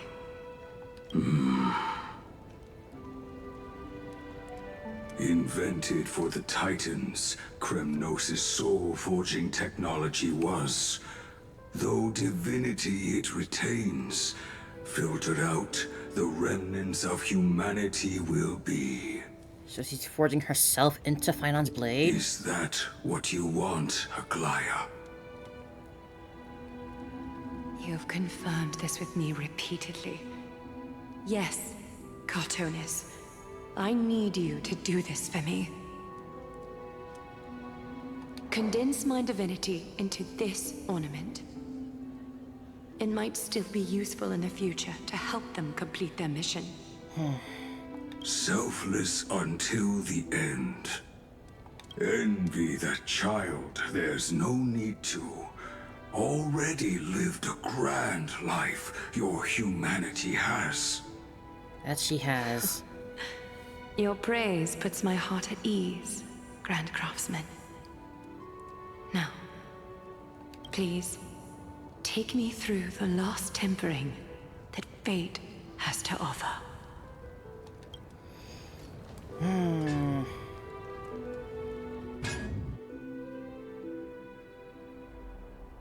The city is silent, and tension is building with every passing second. The news is probably spread by now. Yep. Every household is locked up tight, and all the market stalls have closed down temporarily. I can't She really was taken by the cleaners. Imagine how she could have been taken down by a handful of assassins. Unless it's all a part of her plan. In some ways. If this is all part of a larger plan, Treby must know something. She just couldn't say it in the message. Let's go find her. Yeah, let's not waste any time.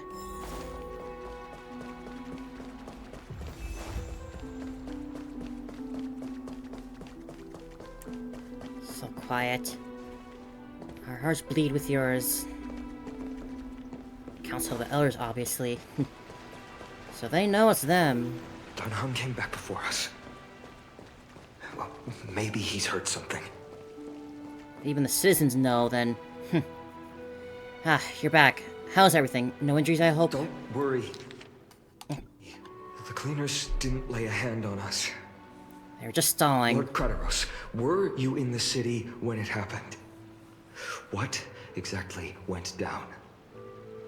Regrettably, no one knows the details of that moment. Eyewitnesses only saw...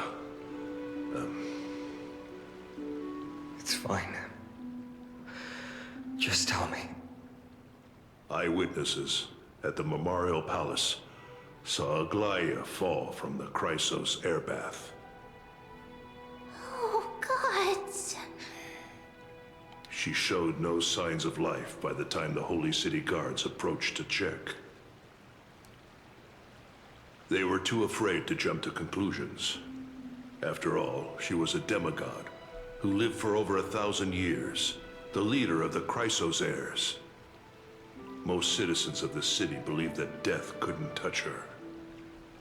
She was pierced through the heart by a uniquely crafted dagger. I saw it for myself. It's one of the weapons carried by the cleaners. I want to hurt them. Why did they go after her, though? I also don't understand. This doesn't add up. The ones who appeared in the Grove, and those who confronted Dan Heng in the Abyss, didn't immediately resort to violence. They were just watching and trying to intimidate. They didn't have any reason, nor the courage, to attack Aglaia. Perhaps... His voice is shaking so much. Suspecting blindly won't help. Let's go find Lady Treby, as she understands Aglaia's mind best. I'll stay here to lead the guards and maintain order. Find out what happened, but don't take too long. With Aglaia gone, someone has to take her place and lead Akama. Also, Miss Hyacinth was the one who declared Aglaia dead. You might want to speak with her. Thank you, Lord Crateros. Fion's voice is so shaky, so weak. Breaks my heart. The baths are empty. Nose doesn't feel like bathing.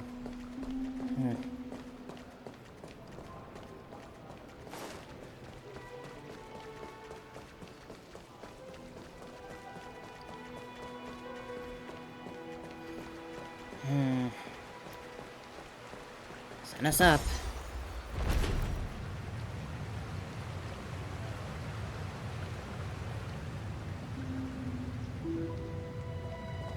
Hey, Hyacinth. Hyacinth. You're back. We heard from Crateros. Are you alright? I'm fine. I've been staying close to Lady Treby and Lady Trinan after the incident. It's great that you could come back so quickly. They need someone with them now. How are the two of them holding up? You also witnessed Yes, it. we witnessed her final moments. I tried to treat her immediately, but even the sky's blessings. Declaring her death was the hardest thing I've ever had to do as a doctor.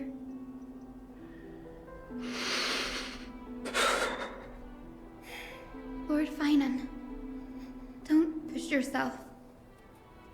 You're carrying a heavier burden now.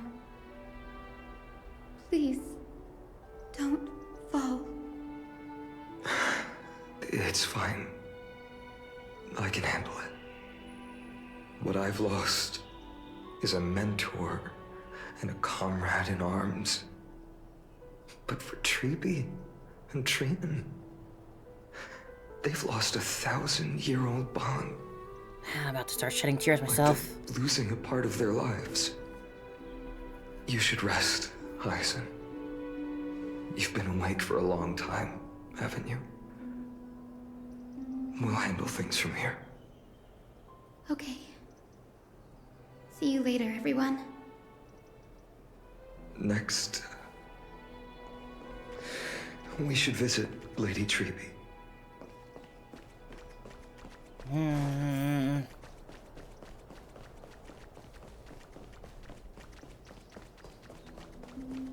They don't even have like the flying pig pots around here to make you run faster. Just give me that. Really letting you just sit here with it slowly.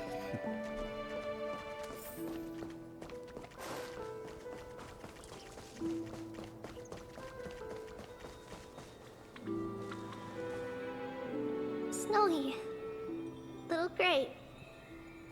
You're back. Lady Treeby, Snowy, don't. Please don't apologize to us. You went to the Grove to prepare yourself for the threats to Akama. You didn't do anything wrong, so don't be hard on yourself. We were always by Aggie's side throughout this long journey. God, it sucks being a sympathetic crier. We understood her thoughts better than anyone. She knew she wouldn't see the end of the Flame Chase journey, yet she gave everything without hesitation. For the future of everyone.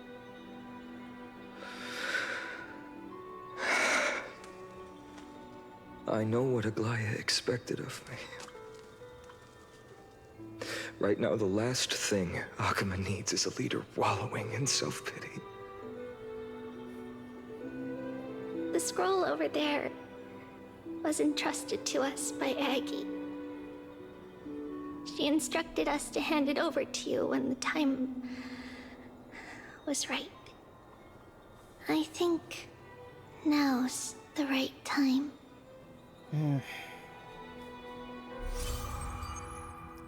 More nameless like questions. Memory remnant, huh?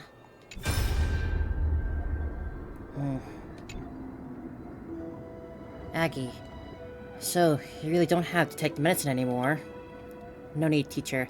Medicine can only steady my flesh, but it cannot stop the decay of my soul. I've already borrowed too much time from this world.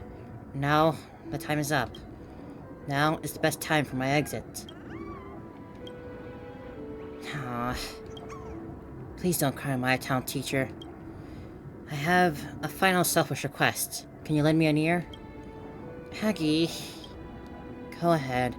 We'll definitely fulfill it for you. I wish for my death to be quiet and gentle. I hope that my lifeless body will not be exposed to the eyes of the public.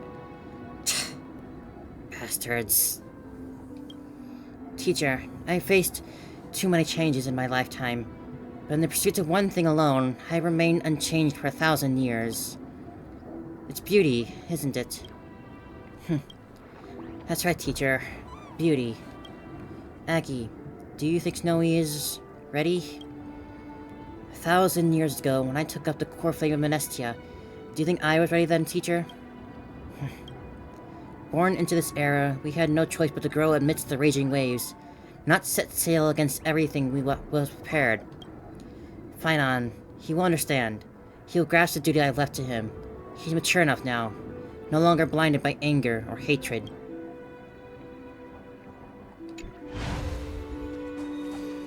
Those bastards couldn't even give her that.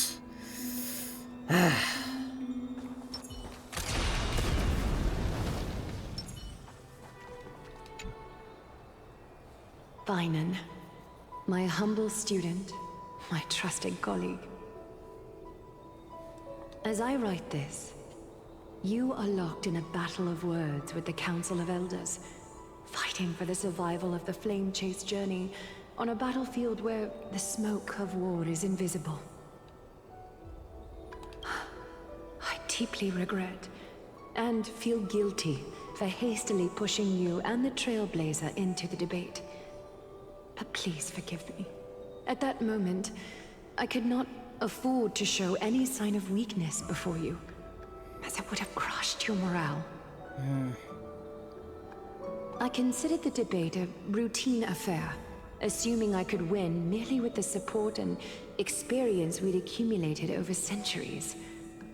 But I underestimated Kynes and her party's cunning, and also the deterioration of my own senses. And the loss of Kynes' humanity. The trap was likely set by the debater Calictus. He had prepared a severed golden thread in advance, revealing it to the public when Kynes was faltering in the debate. He claimed I was reading everyone's thoughts with the golden thread to cheat in the debate. I could have countered that low tactic in 100 ways. But my words slipped out before I could even think about them. With deceitful scoundrels like you in the crowd, I have no choice but to rely on the golden thread to keep watch over everything in this holy city. You can imagine the reaction that comment provoked. At that moment, I felt my time was running short. The divinity in this body might be eternal, but that is not the essence of me. I am a daughter of humanity, born of my mother, and I will die as a human. Realizing that my humanity was fading, I began to plan my exit. What kind of departure would not waste such a belated death? I have yet to find the ideal answer. But I knew I couldn't simply fade away in my sleep like anyone else. The serpents have always lurked in the darkness, terrified of their heads being cut off by the golden thread. As they should be. If my departure were to be calm and uneventful, it would only lead to a swarm of those serpents emerging from their nests. Regrettably, a peaceful death is a luxury I cannot afford. I must feign weakness deliberately to make those serpents lose patience and act rashly. Of course you would. Just as they think they've struck and sunk their fangs into my heels, that's when I'll strike back, igniting the final blaze to burn away the threats hidden in the shadows. The blaze soaring into the sky might sow fear and confusion, but I have no worries about people losing their way. After all, Arkema still has you to guide them, Finan. You're not perfect, Finan. I've witnessed your confusion, recklessness, and deep sensitivity, dawn after dawn. The heavy burdens of your past have always weighed you down, inflicting deep pain. Yet, in your way, you are perfect. You embrace everyone's imperfections, always ready to find the precious qualities hidden beneath their rough exteriors. Unconditionally. That might be what sets our Sky Father Kefili apart from other deities. They recognize the imperfections in their creations, yet still choose to shine their light on them, offering protection with unconditional love. Finan, while you zealously pursued strife, believing it to be your destined path, from the very beginning, my thoughts have never changed. You are the destined world-bearer of Amphorius. The gate to Amphorius's future. Go. Complete the flame-chased journey of the prophecy. Ignite the stars. And inspire hope in the hearts of humanity. I will be waiting at the end of the West Wind. Looking forward to the miracle you will create. So long, Aglaya. Aglaya, how could I possibly be worthy of the burning torch you've passed into my hands?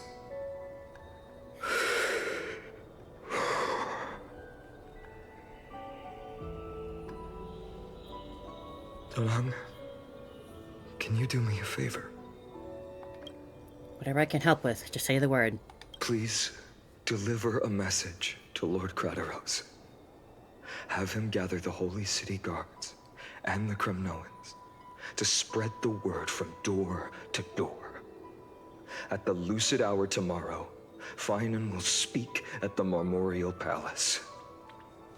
Urge everyone who has concerns about the Holy City's future and the Flame Chase journey to attend this gathering.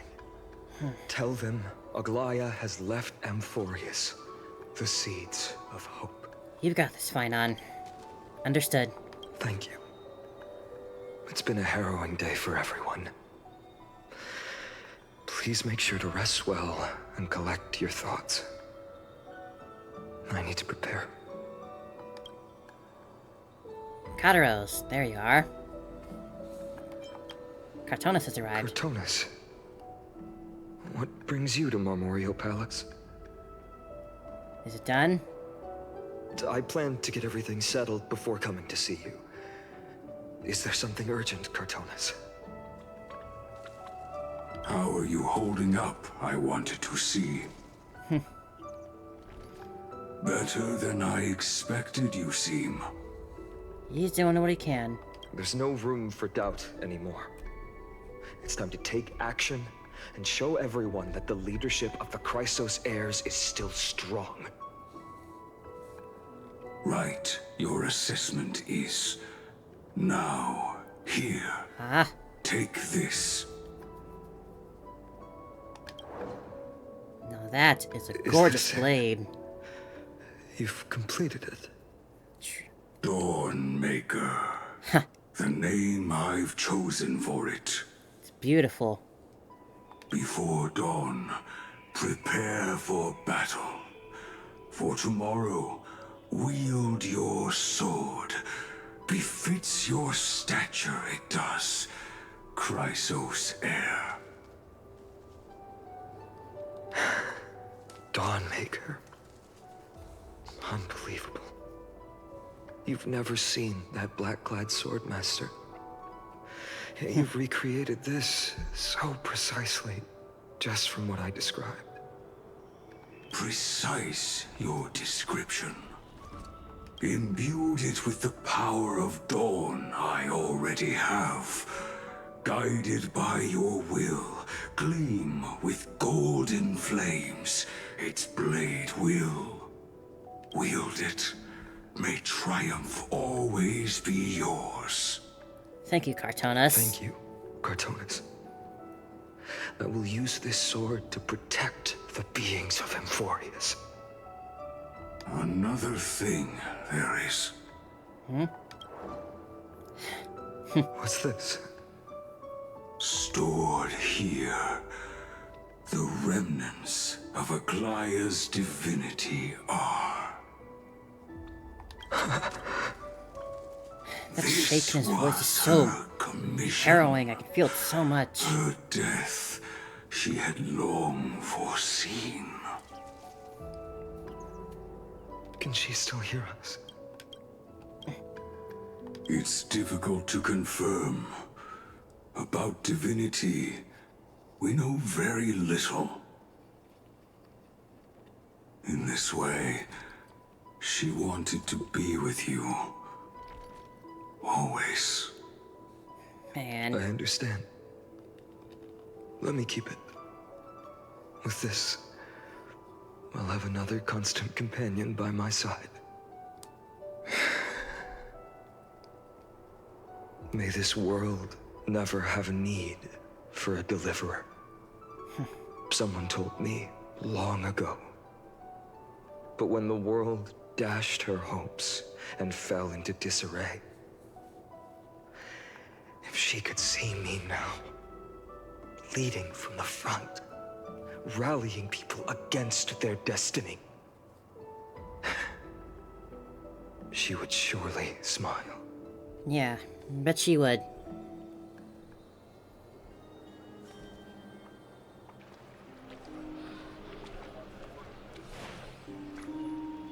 How will the Holy City continue without Lady Goldweaver? Look! Lord Finan is here. Not dilly-dallying at all. Will he step up to lead Akama?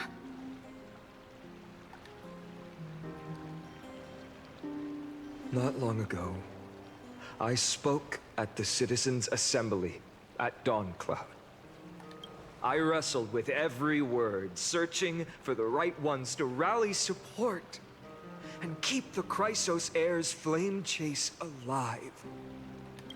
In the end, I remembered a lesson from one of my teachers. He sounds so pained. In battles where words are weapons, outrage and blind passion often overpower reason. I followed his strategy. I painted my opponents as nothing more than pests, tore apart their character, and laid out their crimes. The strategy worked. I secured enough votes to achieve my goal, but afterward, there wasn't even a flicker of joy.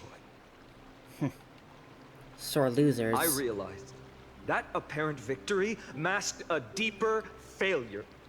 In my pursuit of success, I fueled division and strayed far from my very purpose that led me to the Flame Chase journey. This journey was supposed to unify, not divide, to strengthen us, not weaken us. It was the gold thread that mended our rifts in the past. Some saw it as a means of surveillance, a tool of control. But no one can deny that it was Aglaya who held this city and even this shattered world together. They ruined it. Now she is gone.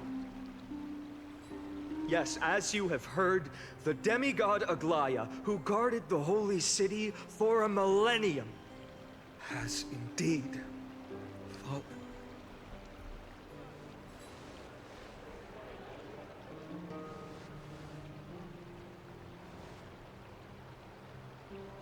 Who murdered Lady Goldweaver? Find the murderer! Make them pay!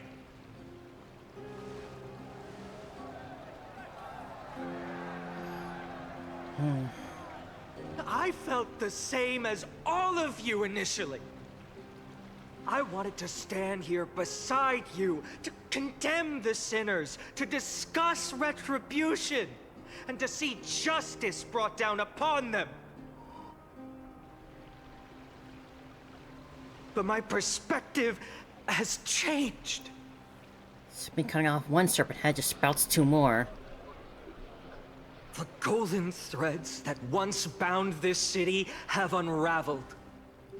Yet no one is celebrating their freedom from control. In the empty markets and bath chambers, one feeling lingers. Unease. Deep down, we all know the last safeguard against the harm we may do to each other is gone. No divine power will protect us from the malice in our hearts. From now on, only the moral code we choose to uphold for ourselves will stand between us and the abyss. Finan has a way with words. There's something special about a man of letters. Indeed. The flame chase journey is nearing its end. With only one Titan left for the Chrysos heirs to conquer. Aquila! Before I rise to the skies, I challenge you. Cast out the shadows and malice within your hearts. Let your spirit shine brighter than the sky itself. Let me bear witness. Even without the divine authority of romance, Akima will remain a sanctuary in these end times. A place for the kind people Aglaya dreamed of. The kind of people foretold in prophecy. A better people! God. I am moved. Better people! Better people! Better people! Better people! Better people! Better people! I appreciate your willingness to accept the challenge. You have reminded me that Aglaya left me perhaps the simplest duty in the world. To bear the burden of creation, I need only to give one thing. It's a gift she once gave me without hesitation, and now I share it with each of you. Unshakable faith. There's still a long way to go before Amphorius is reborn. But we will not forget the past as we move forward.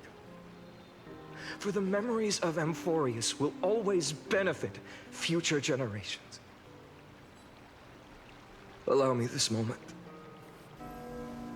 I want to borrow a few minutes of your time to commemorate a demigod who protected the Holy City for a millennium. She was Akima's dressmaker, the leader of the Chrysos heirs, the Gold Weaver, Aglaya, and her greatest feat was being a selfless person.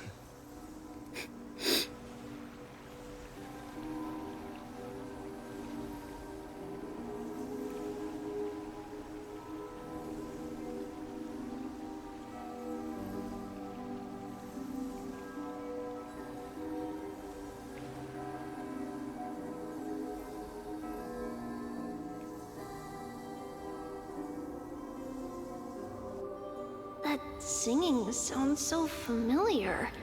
Huh. That's our song. Everyone's here. I used to love it. More and more here. Yes, Lady Trian. For that child filled with anxiety. Your songs always dispelled the clouds in my heart. Even if for just a moment. Snowy was so cute and kind when he was little. Now, you've grown so much. Maybe not as cute, but still just as kind. Just like the rest of you.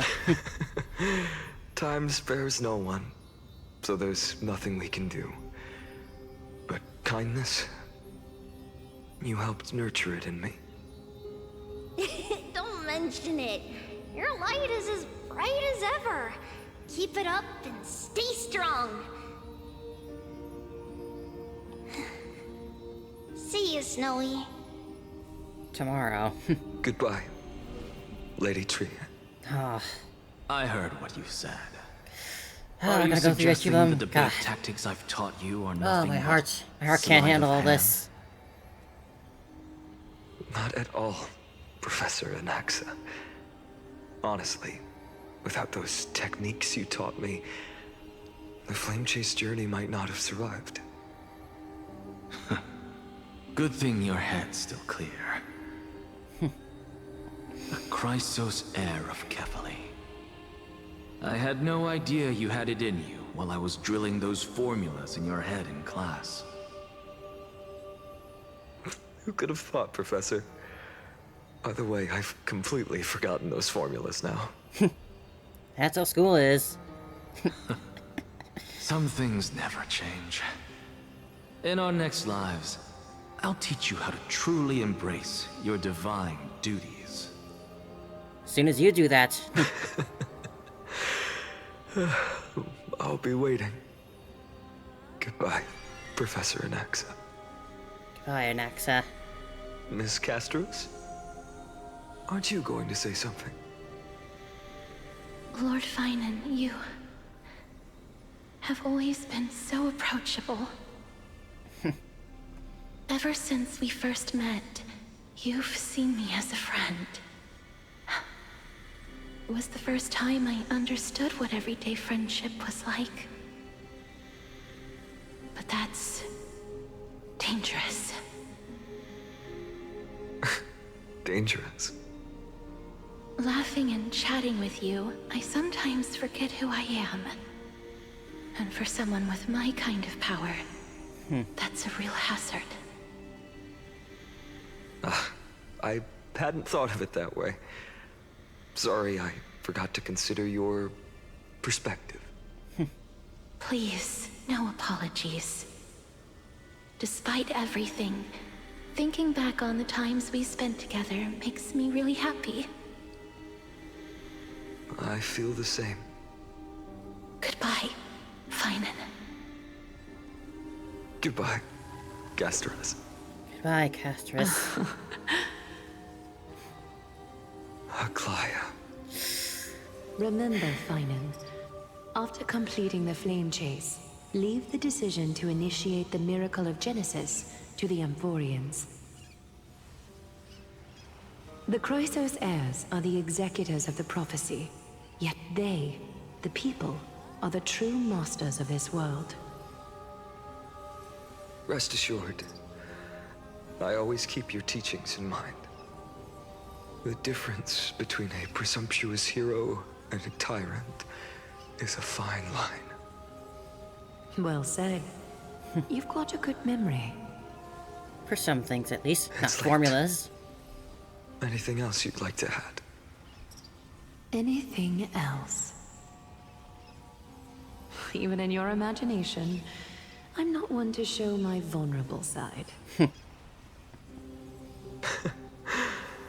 No worries. I've long understood how difficult it is for you to open up completely. Thank you for bringing me here, Aglaia. You saved me. Maybe what I wanted to save wasn't you, child,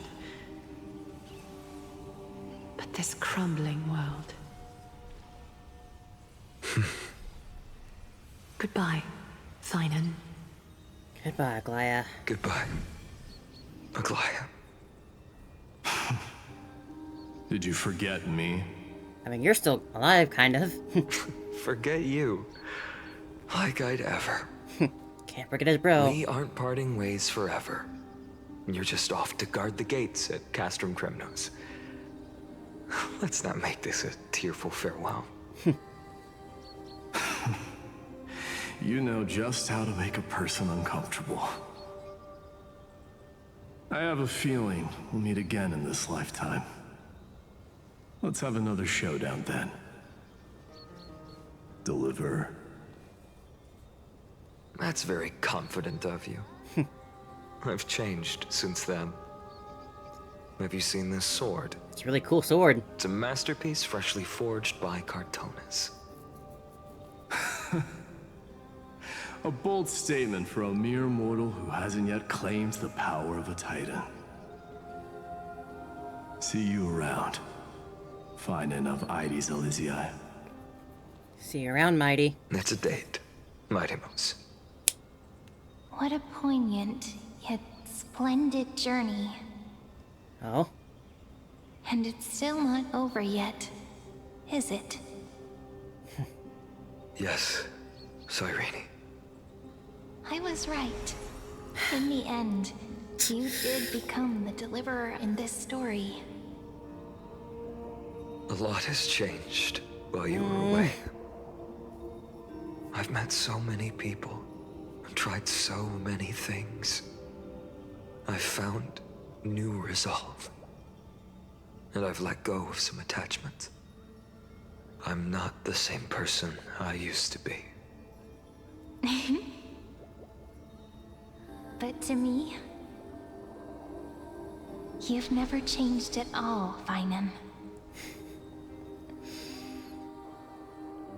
Ah, God. Days later, at Dawncloud. Dawncloud. This place holds so many different kinds of memories. Hello again, Cypher. I remember you could see the Goldweaver sign from here. All the way down the mountain. But now... But my eyes aren't what they used to be 1,000 years ago.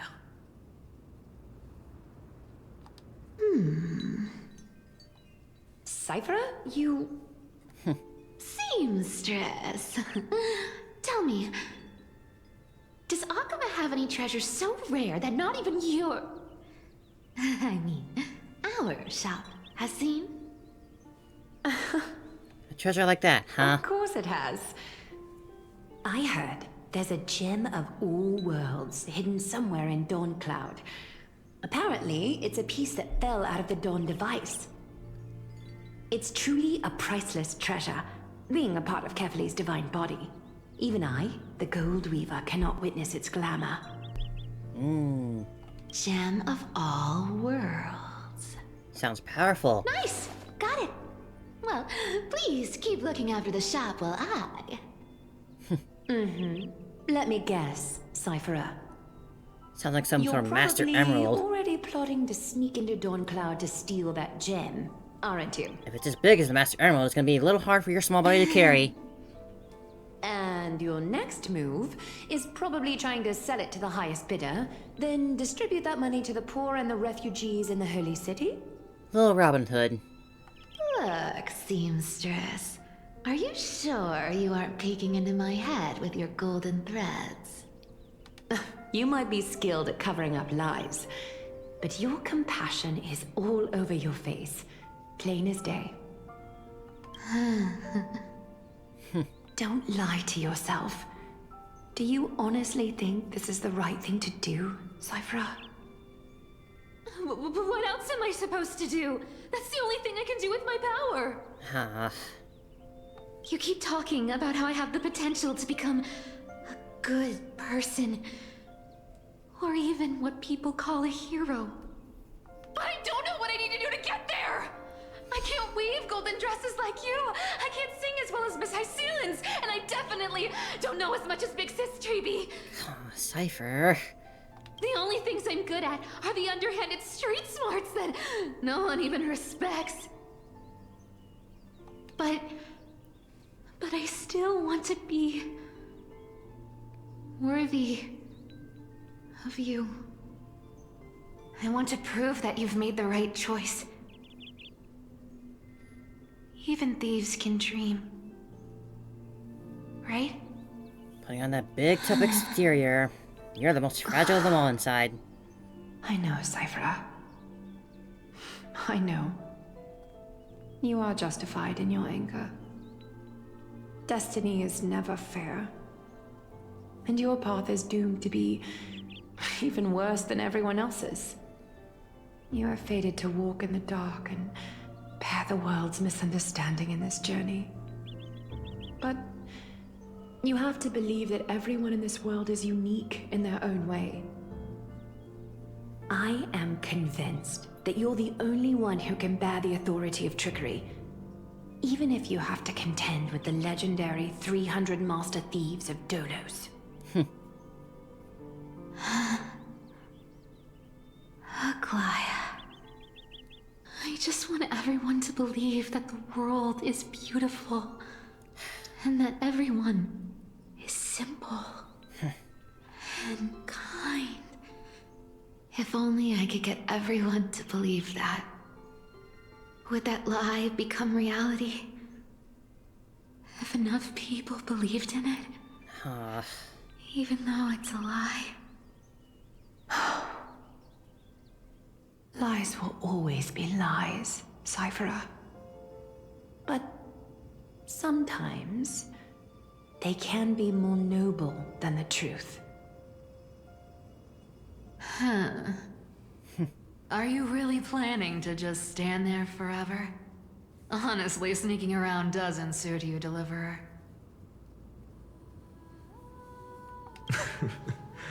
I never thought I could slip past your sharp ears, Miss Cypher. I just didn't think it'd be right to interrupt when you're obviously lost in thoughts.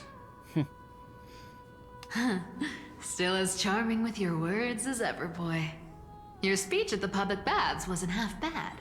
I'll admit. It managed to touch my heart. Just a smidge. Just a smidge, huh? Thank you. I had a feeling back then that you were in the audience. Intuition certainly is a thing of wonder. Oh, and you didn't call me out on the spot. You waited all this time to tell me. Well, I thought you'd need some time to yourself. After she passed away.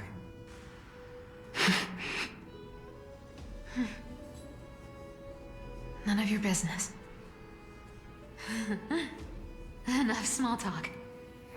Tell me, what kind of trouble did you run into that you need me, the super old-timer, to step in?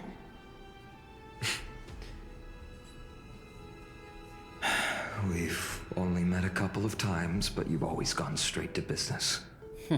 I respect that about you, old-timer, so I'll cut to the chase. You're probably aware that Aglaya has earned the support of the entire city for the Chrysos heirs. Everyone believes that she died at the hands of council members who were against the flame chase, and the citizens' fury has been dragging these schemers out of the shadows one by one. But they didn't get everybody. To this day, we still haven't found Elder Kynus, the leader of the cleaners. Of course she's hiding away like a rat. I see. You're And to afraid get rats, she'll you do need something a cat. wild now that she's pushed into a corner, aren't you? Yes. I believe that Kefali's core flame, forever enshrined above the council theater, would be the opposition's final trump card against the Chrysos heirs. We're setting out to campaign against Aquila in a few days. With the Chrysos heirs gone, it'll be their best chance to strike. You think those desperate dogs will try to snatch the core flame while you're gone? Why wouldn't they? So, you want me to give them a nice long walk while you're away, right? You sure saw right through me, Miss Cypher. I know exactly what you can do. Godlike speed, perfect disguises, untraceable movement, and that most enigmatic authority of trickery. I have only one request. Please, use whatever tricks you need to protect Kefali's core flame. Even if you have to deceive the rest of the Chrysos heirs as well. Uh-huh. Hey, Deliverer. Do you honestly think that there's no way I'll turn you down? Do you even have any plan Bs if I decide to nope out on this? As the demigod of trickery, there are no other trump cards in the world that can outrank you. I'm sure you know the answer to your own question, Miss Cypher. What confidence.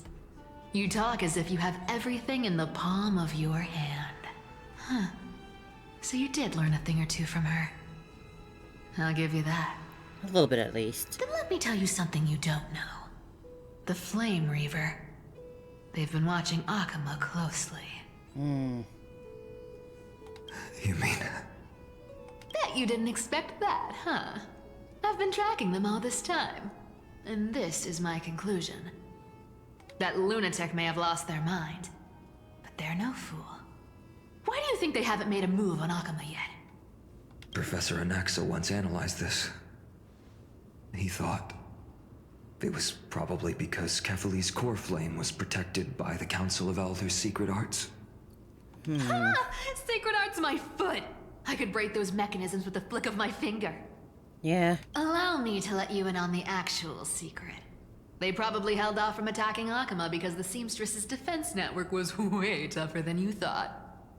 Now that she's gone, and you're heading out to the Eye of Twilight, with the city's defenses in shambles. Yeah, what something a not looking good. dangerous situation we find ourselves in. Got my own bit of a But growing since theory you're the about the one who Flame brought it Reaver. up, Wonder how that I'm would turn guessing out. you already have a solution in mind. Just look how ridiculously calm you are right now. But you guessed it right. Consider this a 2-for-1 deal. I'll keep that lunatic entertained on top of protecting Kefali's core flame. You owe a big favor after this. All on your own, Cypher? You have my deepest gratitude. That Flame Reaver's power is truly unfathomable. Please be careful. You'll tear through time-space Don't basically forget, in order Deliverer. to get There's to us. a fundamental truth in this world. Cyphera will always get the last laugh. No need to worry about a demigod. I'll do my job. So you need to make sure you don't die before you pay me. Right back at you. Hyacinth's beauty, huh? The Grove of Epiphany.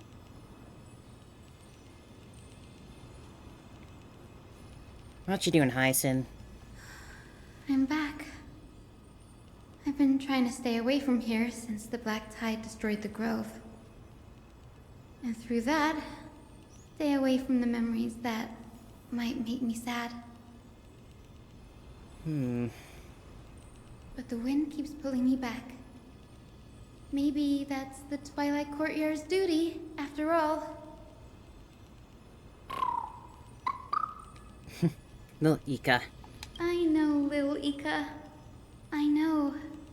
I too miss the days when we all studied together.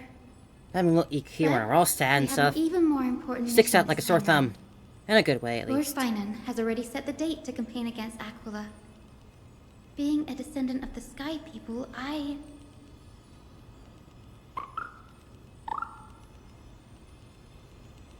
You're right. At least I can still afford to get lost in thought once in a while. You're not gonna finish that sentence, Hyacinth? Please wait for just a bit longer. The time I spent in the Grove deserves some reminiscence. Got a negative feeling lurking in my heart towards Hyacinth.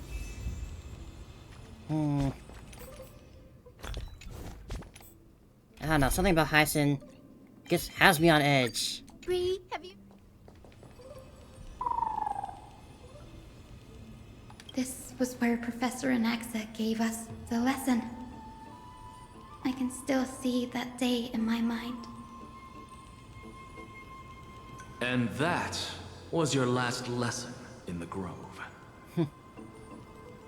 Now, each of you will head off on your own path.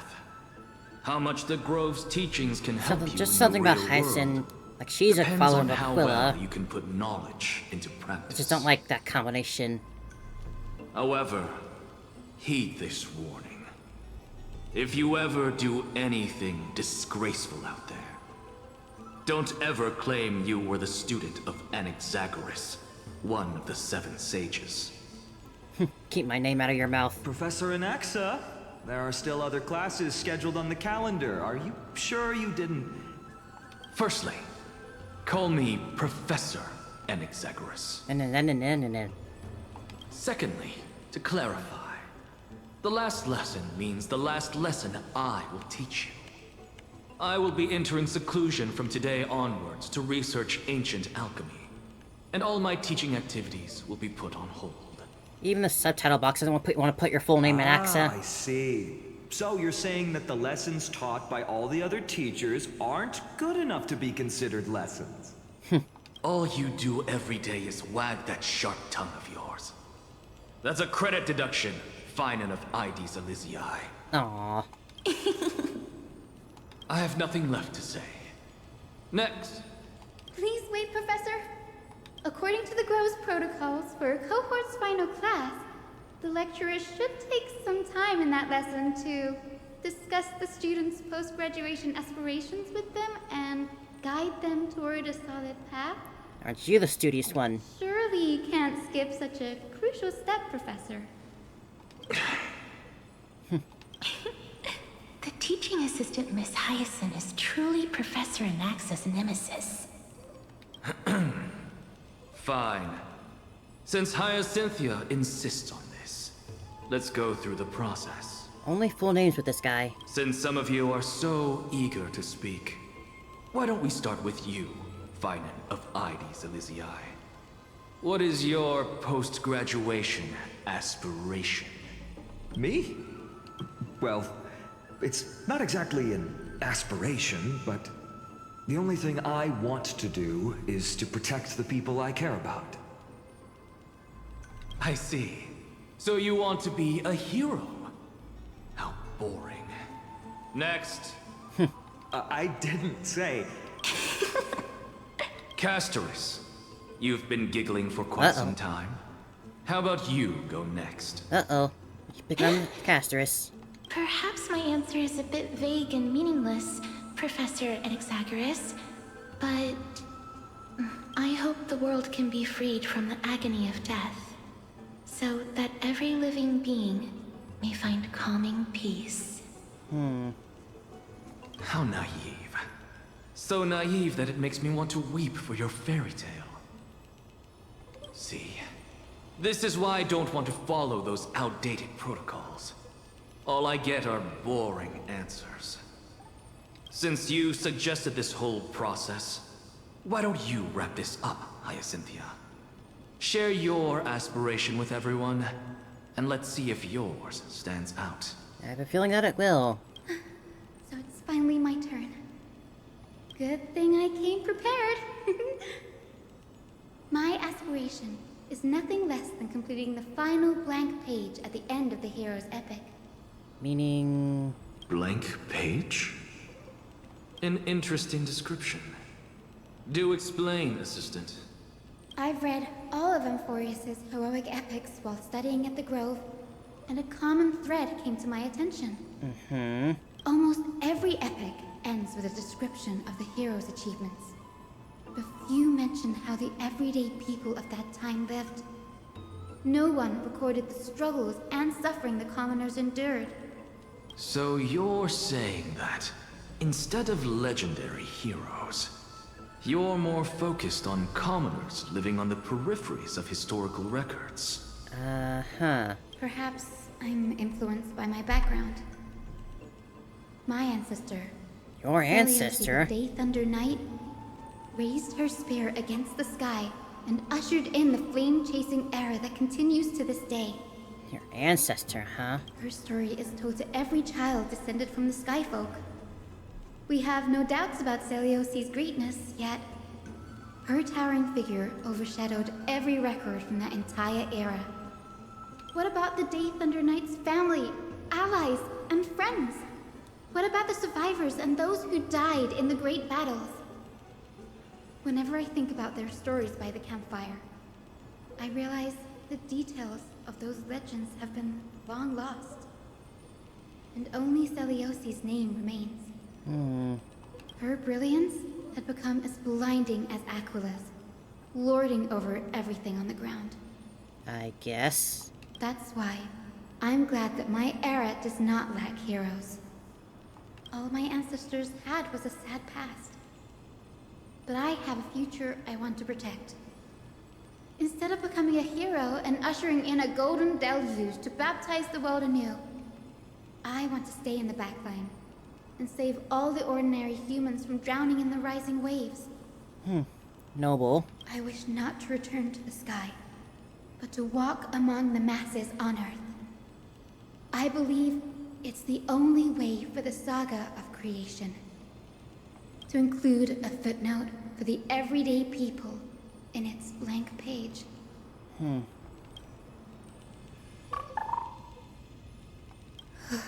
I'm getting embarrassed from remembering how I said all that. But my beliefs have never changed. Now I really have a chance to stay behind the hero's front line and realize my dream. Hi, Sin. Danny, what are you doing here?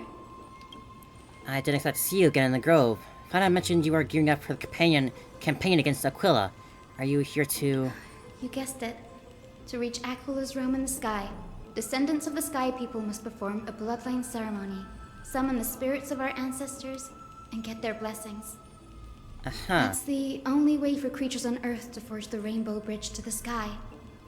Rainbow Bridge, huh? The soul of the first ancestor I want to see is here in the grove. The Rainbow Bridge is essential to retrieve the core flame of Aquila, but undertaking such a vital ceremony alone is far too risky. Don't worry. I have little Ika with me. You will protect me, won't you? That little guy? Good, Ika. Well, what brings you here, Danny? I'm collecting as many myths and research about the Titans as I can. Everything about Enforce is a valuable addition to our databanks when I get back to the Astral Express. Right. If all goes as planned, you and Gray will be able to go home after this mission, won't you? Which likely won't happen. Yes, assuming we actually can break the curse about the world beyond the sky, I have a feeling it's not going to be a smooth sailing. Oh? Could it be that you too have some kind of hidden powers to make prophecies now? That's not it, but I'm starting to question how real everything is after conversation with a member of the Council of Elders. Nope. I didn't understand that either, little Ika. Don't worry about it. There's still a lot I don't understand. Since we've already met up, why don't you come with me, Danny? I was thinking the same thing. The grove is fraught with danger right now. An extra pair of eyes, hands, and translates to extra security. That's the dependable express guard for you. So, shall we get going?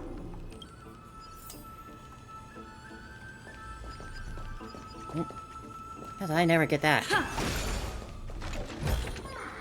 Looks good.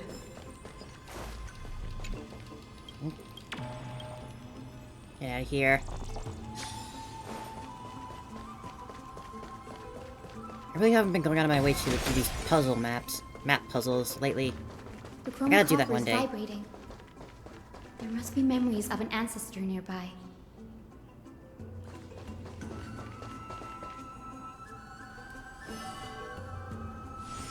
What's this? This is the divine object of the Sky People, the Chroma Coffer. Our ancestors dictated that when a descendant of the Sky Folk is ready to challenge Aquila again, they must first awaken the spirits of their ancestors with the Chroma Coffer and receive their benediction.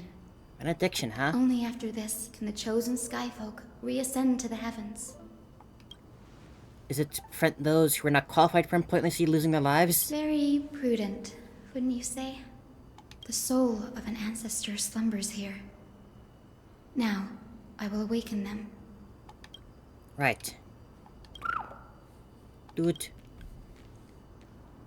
I am Hyacinthia from the Twilight Courtyard, a descendant of the sky who has inherited the duty of Flame Chase. The time has come to fulfill our clan's destiny. I will join the heroes of the prophecy to return to the sky and retrieve the core flame. Ancestor, please bestow upon me your generous blessing. Listen carefully to what's taught.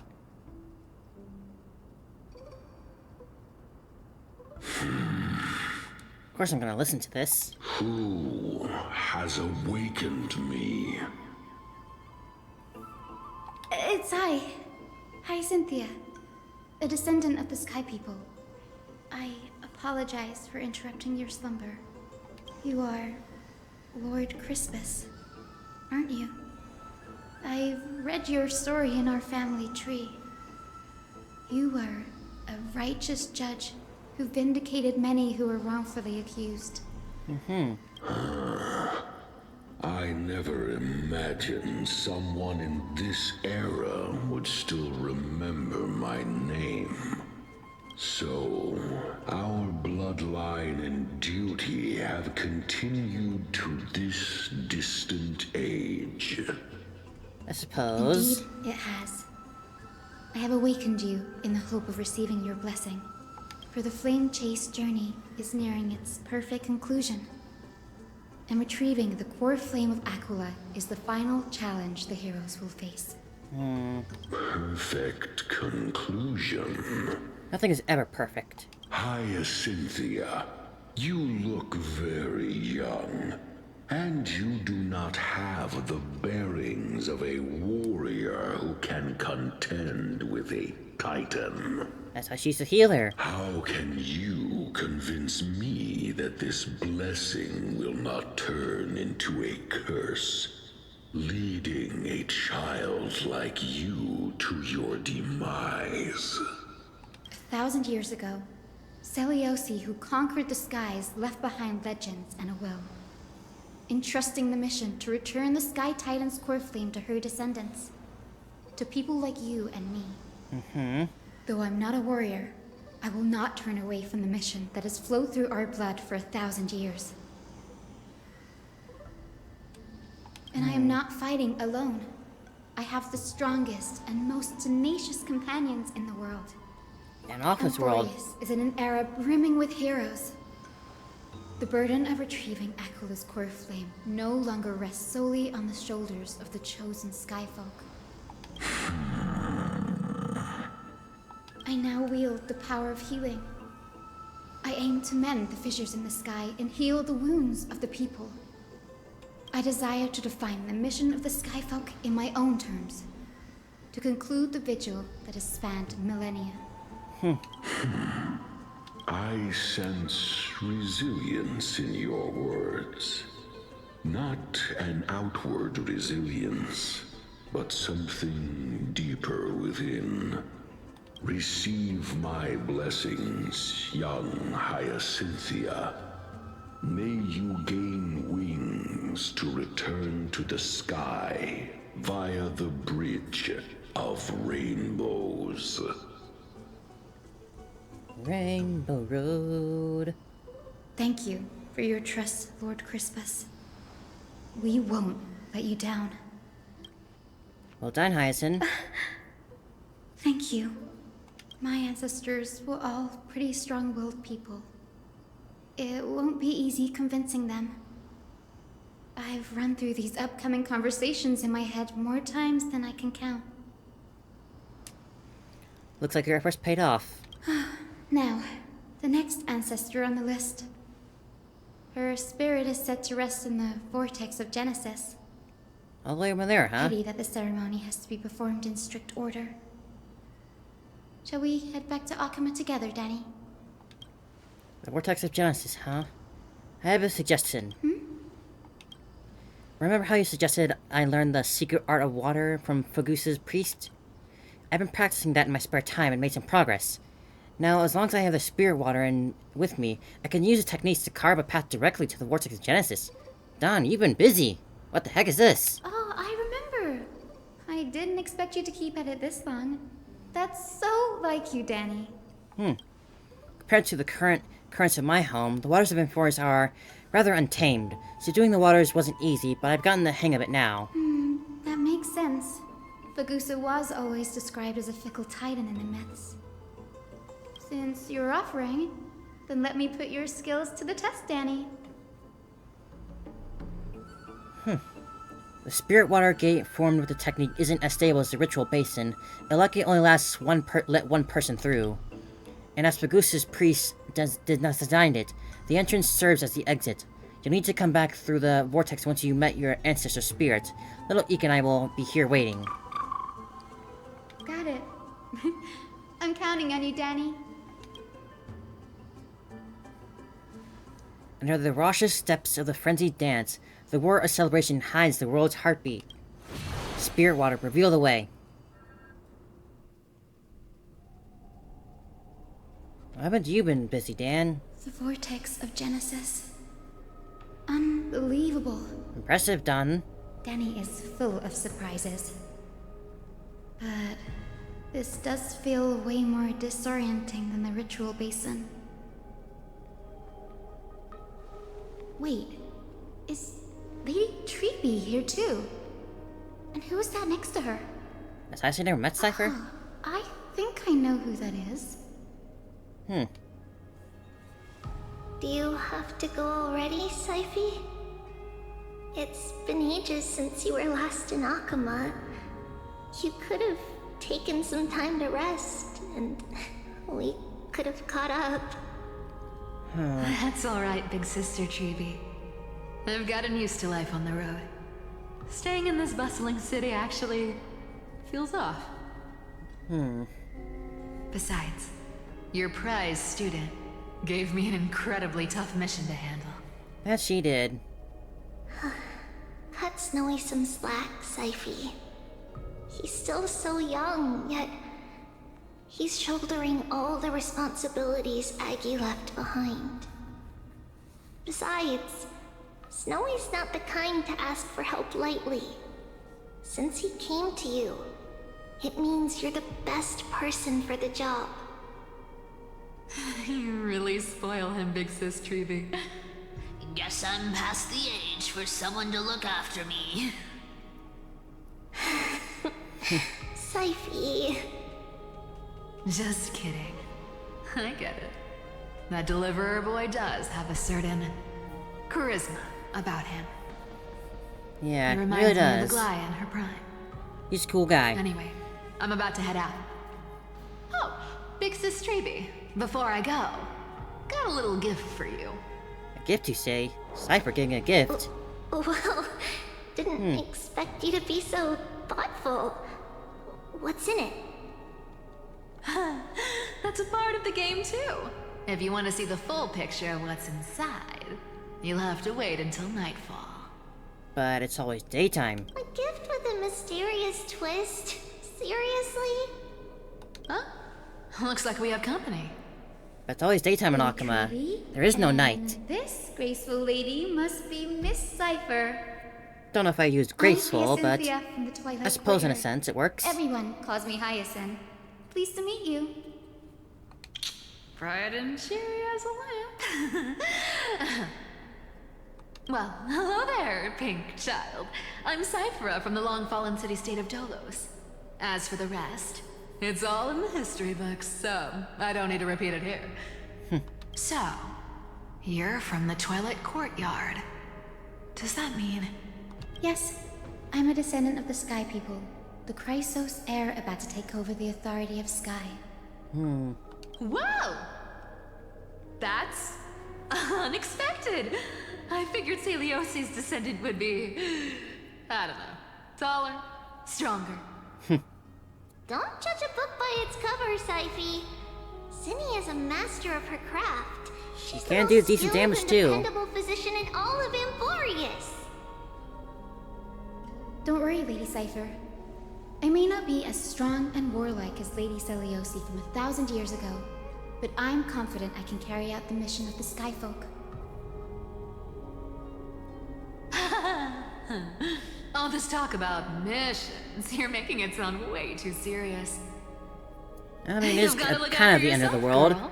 Don't push yourself too It's a little hard. bit. It's a little I'd bit hate serious, to see Cypher. that cute face all scratched out by Aquila's claws.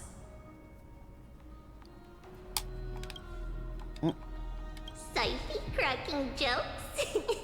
Looks like you haven't forgotten what Aggie said all those years ago. Anyway, I've got a mission to handle, so I'll get going. Good luck, Cypher. Don't die on us too Good soon. luck, Miss Hyacinth. And if things get tough, just let that deliverer take the lead. Cypher uses a coin of whimsy's ability and teleports away from the vortex. Miss Cypher is in such a hurry. Fickle as a Don't cat. worry, she's always been like that. It's good to have her back in Akuma lending a hand. Oh, well, enough about her for now. You're here because of your mission, aren't you, Cinny? It's the perfect opportunity for me to go and tuck Siphi's gift away somewhere safe. The Vortex of Genesis is all yours. Yes, here we go.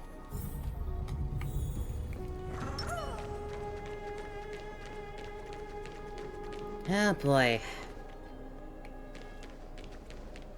I will join the heroes of the prophecy to return to the sky and retrieve the core flame.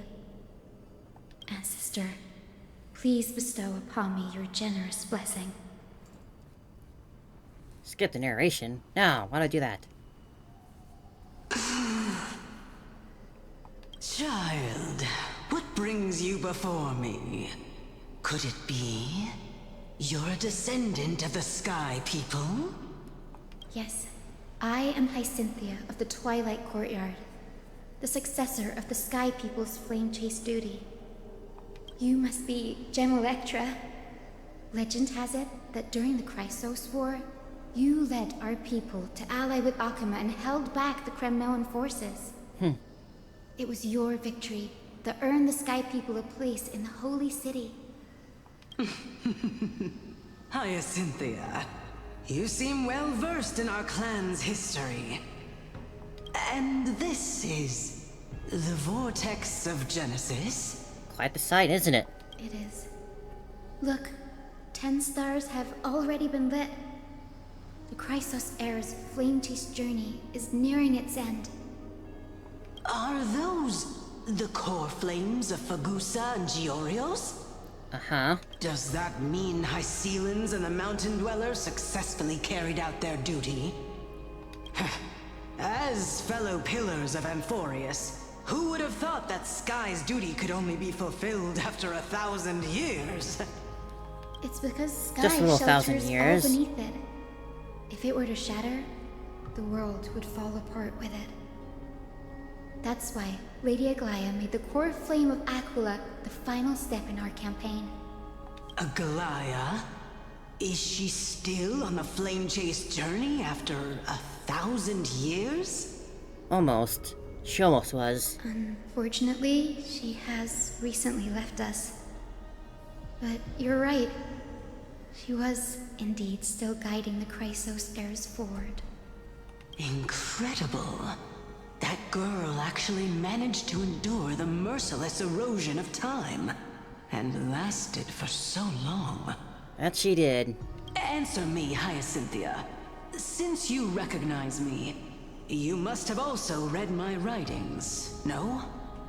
Every record regarding my lineage is etched in my memory, including your words.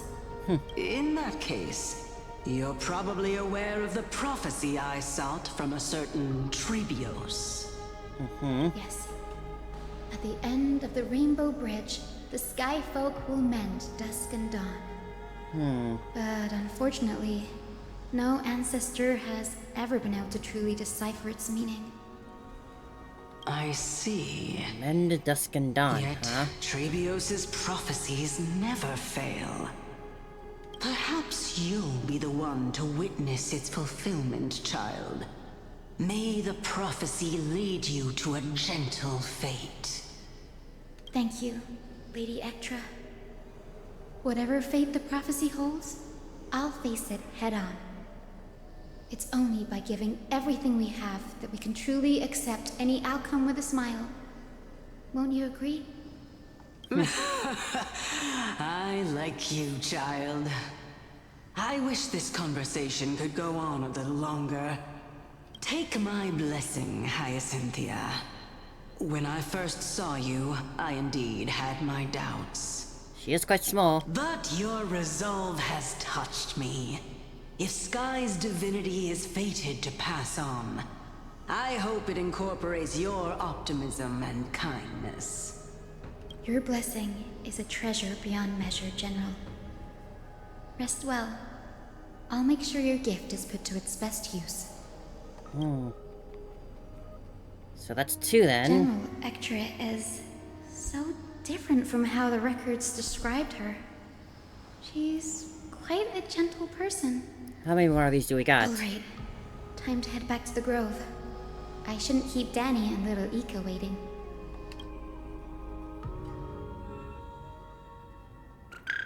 Well, you certainly raced over here. You're back. How'd it go? It went great. Your spirit water art was a huge help, Danny. Do you mind sharing what your answers to Spirit said with you?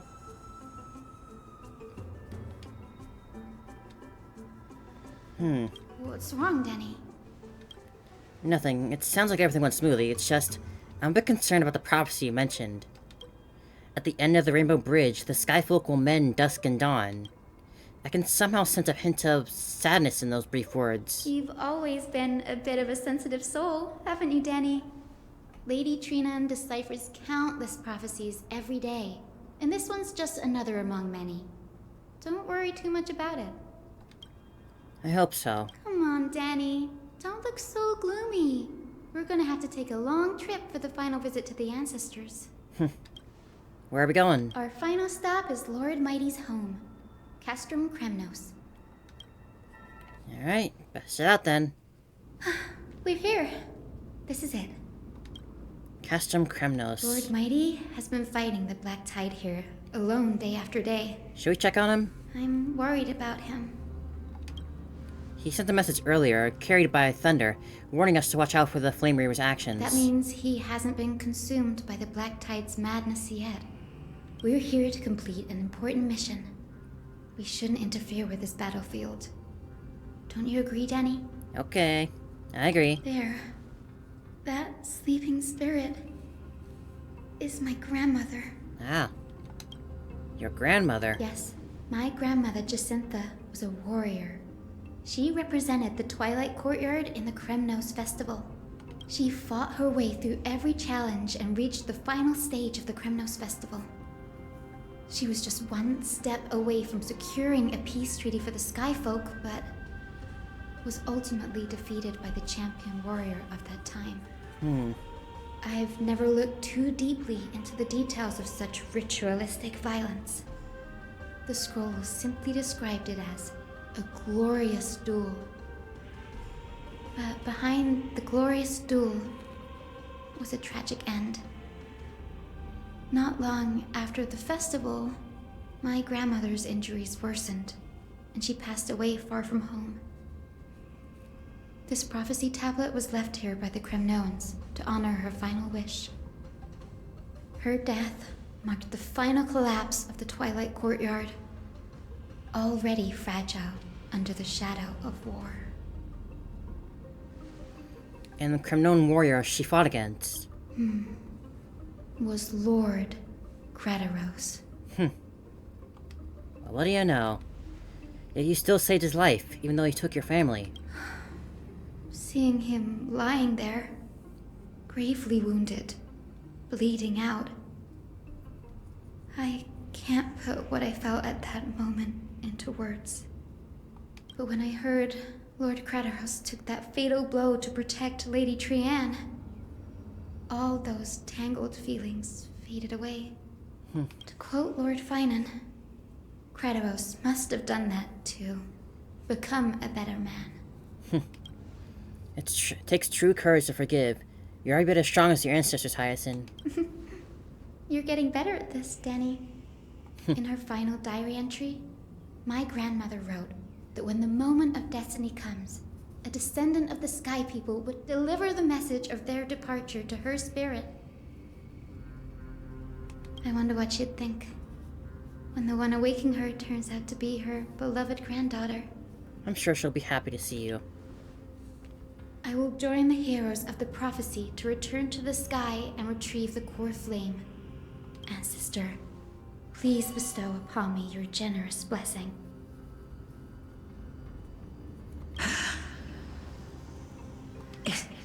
Is this the world of the living? Wait. You? Could you be? Grandmother? It's me. You're Hyacinthia. Hyacinthia, my little hummingbird. Why? How? Why is it you who awakened me? I have never imagined this. I thought I would feel happy for all my ancestors when this day came, but now I can't even experience the joy of seeing you again.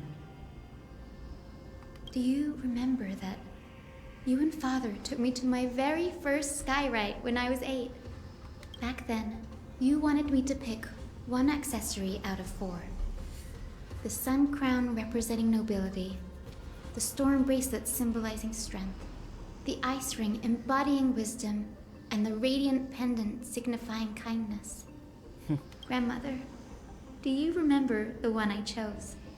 I can only imagine. You spoke an innocent little prayer, infusing a faint thread of light to that modest pendant.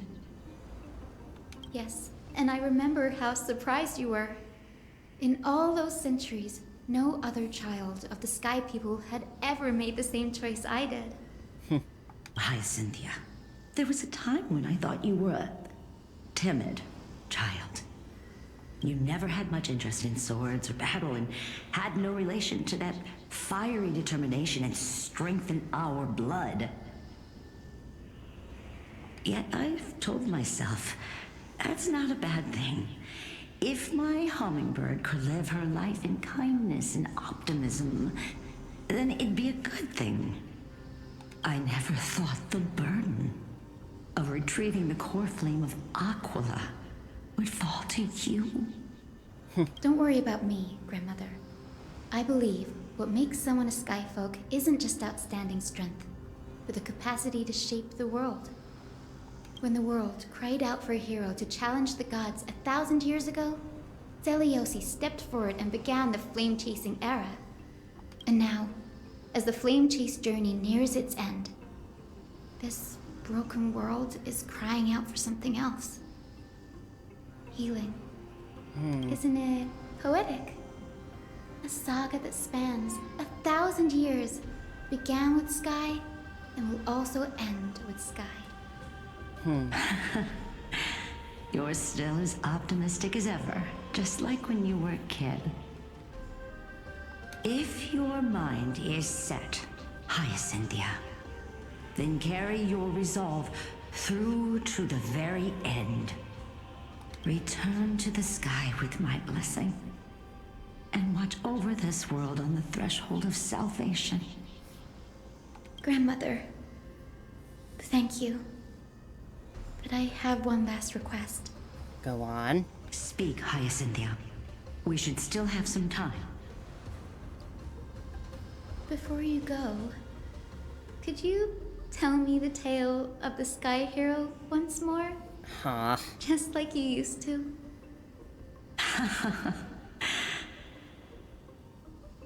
Then listen closely, my dearest hummingbird. After all, this will be the last time. For millennia, the Titans waged relentless wars, leaving the world scarred and ravaged. A century of the Chrysos War plunged the nations into chaos and decay. Until a spear, fueled by mortal rage, pierced through the smoke and flames that buried the prophecy of deliverance.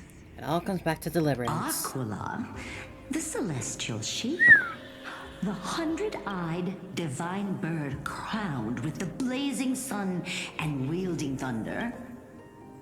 Those struck blind in 99 eyes by Nikador, they kept one eye glaring at the children of Twilight who received divine blessing, yet turned their weapons against the gods. Don't know how I never noticed that there's sun lions and moon horses. Heir of the sky, I never put together that they were the sun and moon. Ascended the forbidden lands of the Eye of Twilight at dusk, clad in wings. To her left was the lion-headed Solipus the sunlit wings, whose roars breathed divine flames and scorched the world. To her right was the horse-bodied Lunibus, the moonlit plume, whose graceful steps trampled the stars in the heavens. The one warrior and her two beasts challenged the ruler of the sky, determined to seize the divine core flame through plunder. The Titans' every roar summoned lightning bolts, and their every movement stirred cyclones. The wounded Titan's blood poured down like boiling rain upon the world and converged into scalding torrents. In the final moments of battle, the sunlit wings set the Titan's wings aflame, while the moonlit plume sealed the divine body. The battered hero of the sky, with her wings broken and her body covered in wounds, struggled to lift her spear and pierced the last monstrous eye. The Titan's divine body crashed to the ground, and with it, the sky tore apart like fabric, about to fall with its god. The fear and pleas of mortals urged the hero of the sky to rise again. Seliosi, the Day Thunder Knight, the first of the Chrysos heirs to slay a god in this world, charged into the crumbling body of Aquila with her two fearless winged companions. Dang, I want to see that story play out. She merged with the Titan, holding up the sky once more, only to leave behind a powerful message for the world. My descendants will be blessed and cross the Rainbow Bridge back to the sky. At the end of the prophecy of Genesis, they will reclaim the core flame from my hands.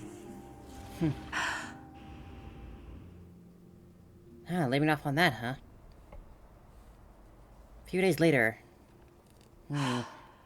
Today's the day. Wow, I didn't expect it to be so lively up here. Are these people here to send off the Chrysos heirs? I'm ready. There's Finan. Let's go talk to him.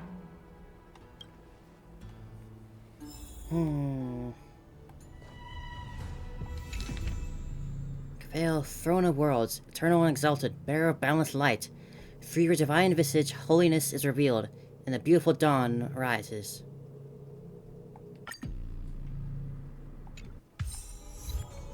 The beginning and end of all things. I'll go for a little bit more. Poets, speak of the sky through me. Maybe like another hour or so, depending on where we go. But I almost want to sit through this completely in one sitting, but this is a big ask. Probably not a good thing. I hope you understand. I just really want to keep this going. Please don't say that, Lord Finan. It's an honor for us to be entrusted with this task. Go then. Let's hope our concerns don't come true. I hope you all return safely, my lord.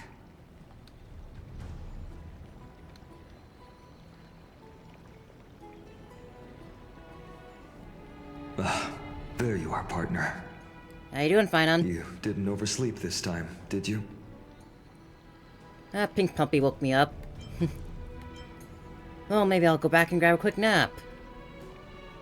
Since you're here, make yourself comfortable. You can take a nap while we're waiting for everyone else. Ready, comrade?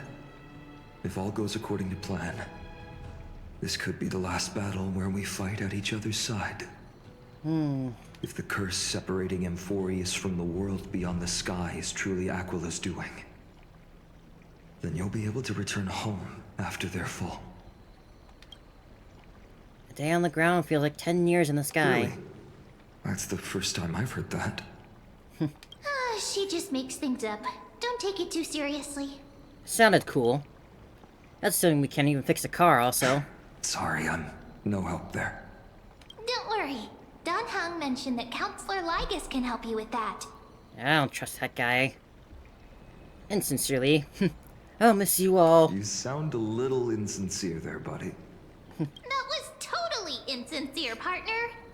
Just trying to lift the mood a bit. Anyway, aren't I supposed to be the reincarnating as a Titan also? That would be a problem. We'll need to get you home before Aranova. Let's leave the emotional goodbyes for later. That'll give us some time to figure out what we should be feeling at that time.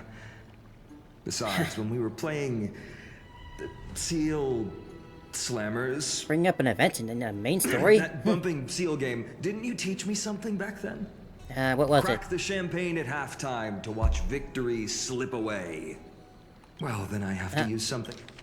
Well, it's a 12th time now. We can totally open the champagne. Something else Don Hung taught me is comeback. The last mile is the hardest. Yeah, that works too. Speaking of Dunhung, where is he? He arrived before everyone else and climbed to the cliff top to wait for us. He's probably not keen on being the center of attention. Sounds like him. Lord Finan, please make sure you all come back safely. You're here. Please defeat the indifferent Eye of Twilight and restore a compassionate sky to Amphorius. A real sky. Thank you all for your blessings. Rest assured, we're fully prepared. But I'm not the main attraction today. Please don't hesitate to cheer for Miss Hyacinth when she arrives. Where is that girl? Miss Hyacinth, the chosen daughter of the sky, the pride of the Twilight Courtyard. She's not just the pride of Akuma, but all of Amphorius as well. And furthermore, while the little Flame Ika Chase journey is led by the Chrysos heirs, it's not just those chosen by Aglaya who contributed to it. Let's extend our gratitude to the 2 warriors of the Outlands who bravely stepped up and risked their lives for those they've never met. Hero, your saga will be chronicled in epics and celebrated across the New World. Cool. Warrior from the Outlands, endowed with the might of Orynyx, the vanguard of deliverance. Fancy. Quite the flatterer, aren't they? After all this time, you should know when I'm just being polite and when I'm genuinely speaking from the heart. I get you, Finan. That praise was heartfelt, partner. Had I not trusted my instincts and put my faith in you and Dunhung, it's hard to imagine what might have become of Ak. The guest of honor has arrived. Ah, little Hyacinth.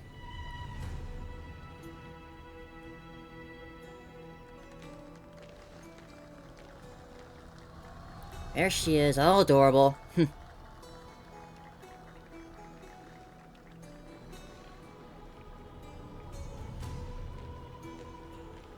She's so short. People of Akuma, I've been blessed by the ancestors of the Sky People. They have agreed to bestow the 1,000-year mission to me, and to have me claim the core flame of Aquila.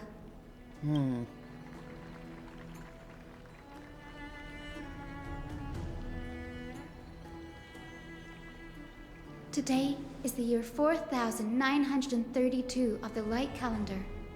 1,062 years since the hero Seliosi initiated the Flame Chase journey. That long, huh? I, Hyacinthia of the Sky People, am prepared to lead the children of humanity back to the sky.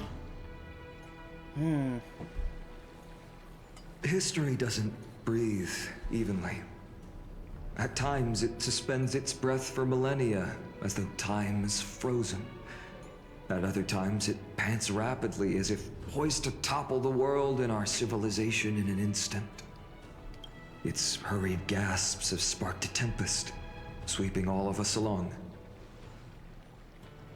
Hyacinth, as an observer, you've witnessed the return of 4 core flames. That she has. And now, it's your turn to fulfill your duty. Please, guide us into the heart of the storm as the executioner of this mission. Really building this up.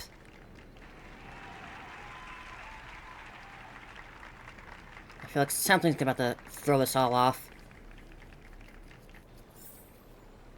Well, let's go. Head to the Fortress of the Dome.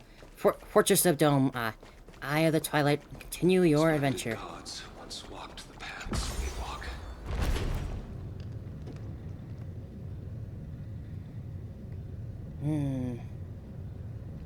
So quiet. Real calm before the storm. Alas. They'll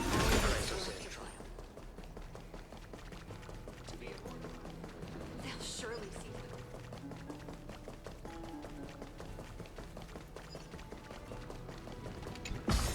Take me up. God, this thing's so massive.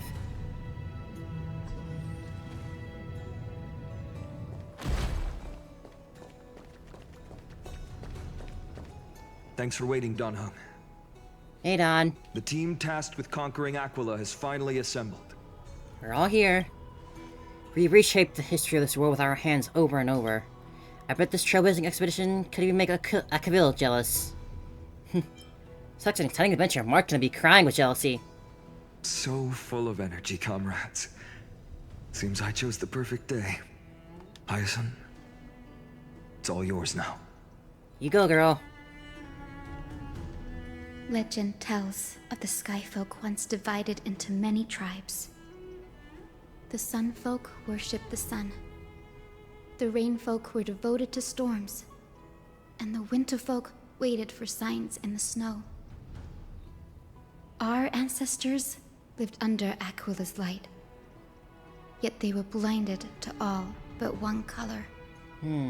They forgot that the light that illuminates the world is made of countless different colors. That's why the rainbow is my favorite. For not only does it reflect the many colors, it is also a bridge. And I want to use the Rainbow Bridge to link everyone's hearts and give hope to every soul on Earth. Ancestors, here we go. With the rainbow as your guide, lead me back to the home of the Sky Folk, a land we have not seen for 1,000 years. To the sky. Haha. Oh, Rainbow Bridge, please guide us to ascend to the skies once more.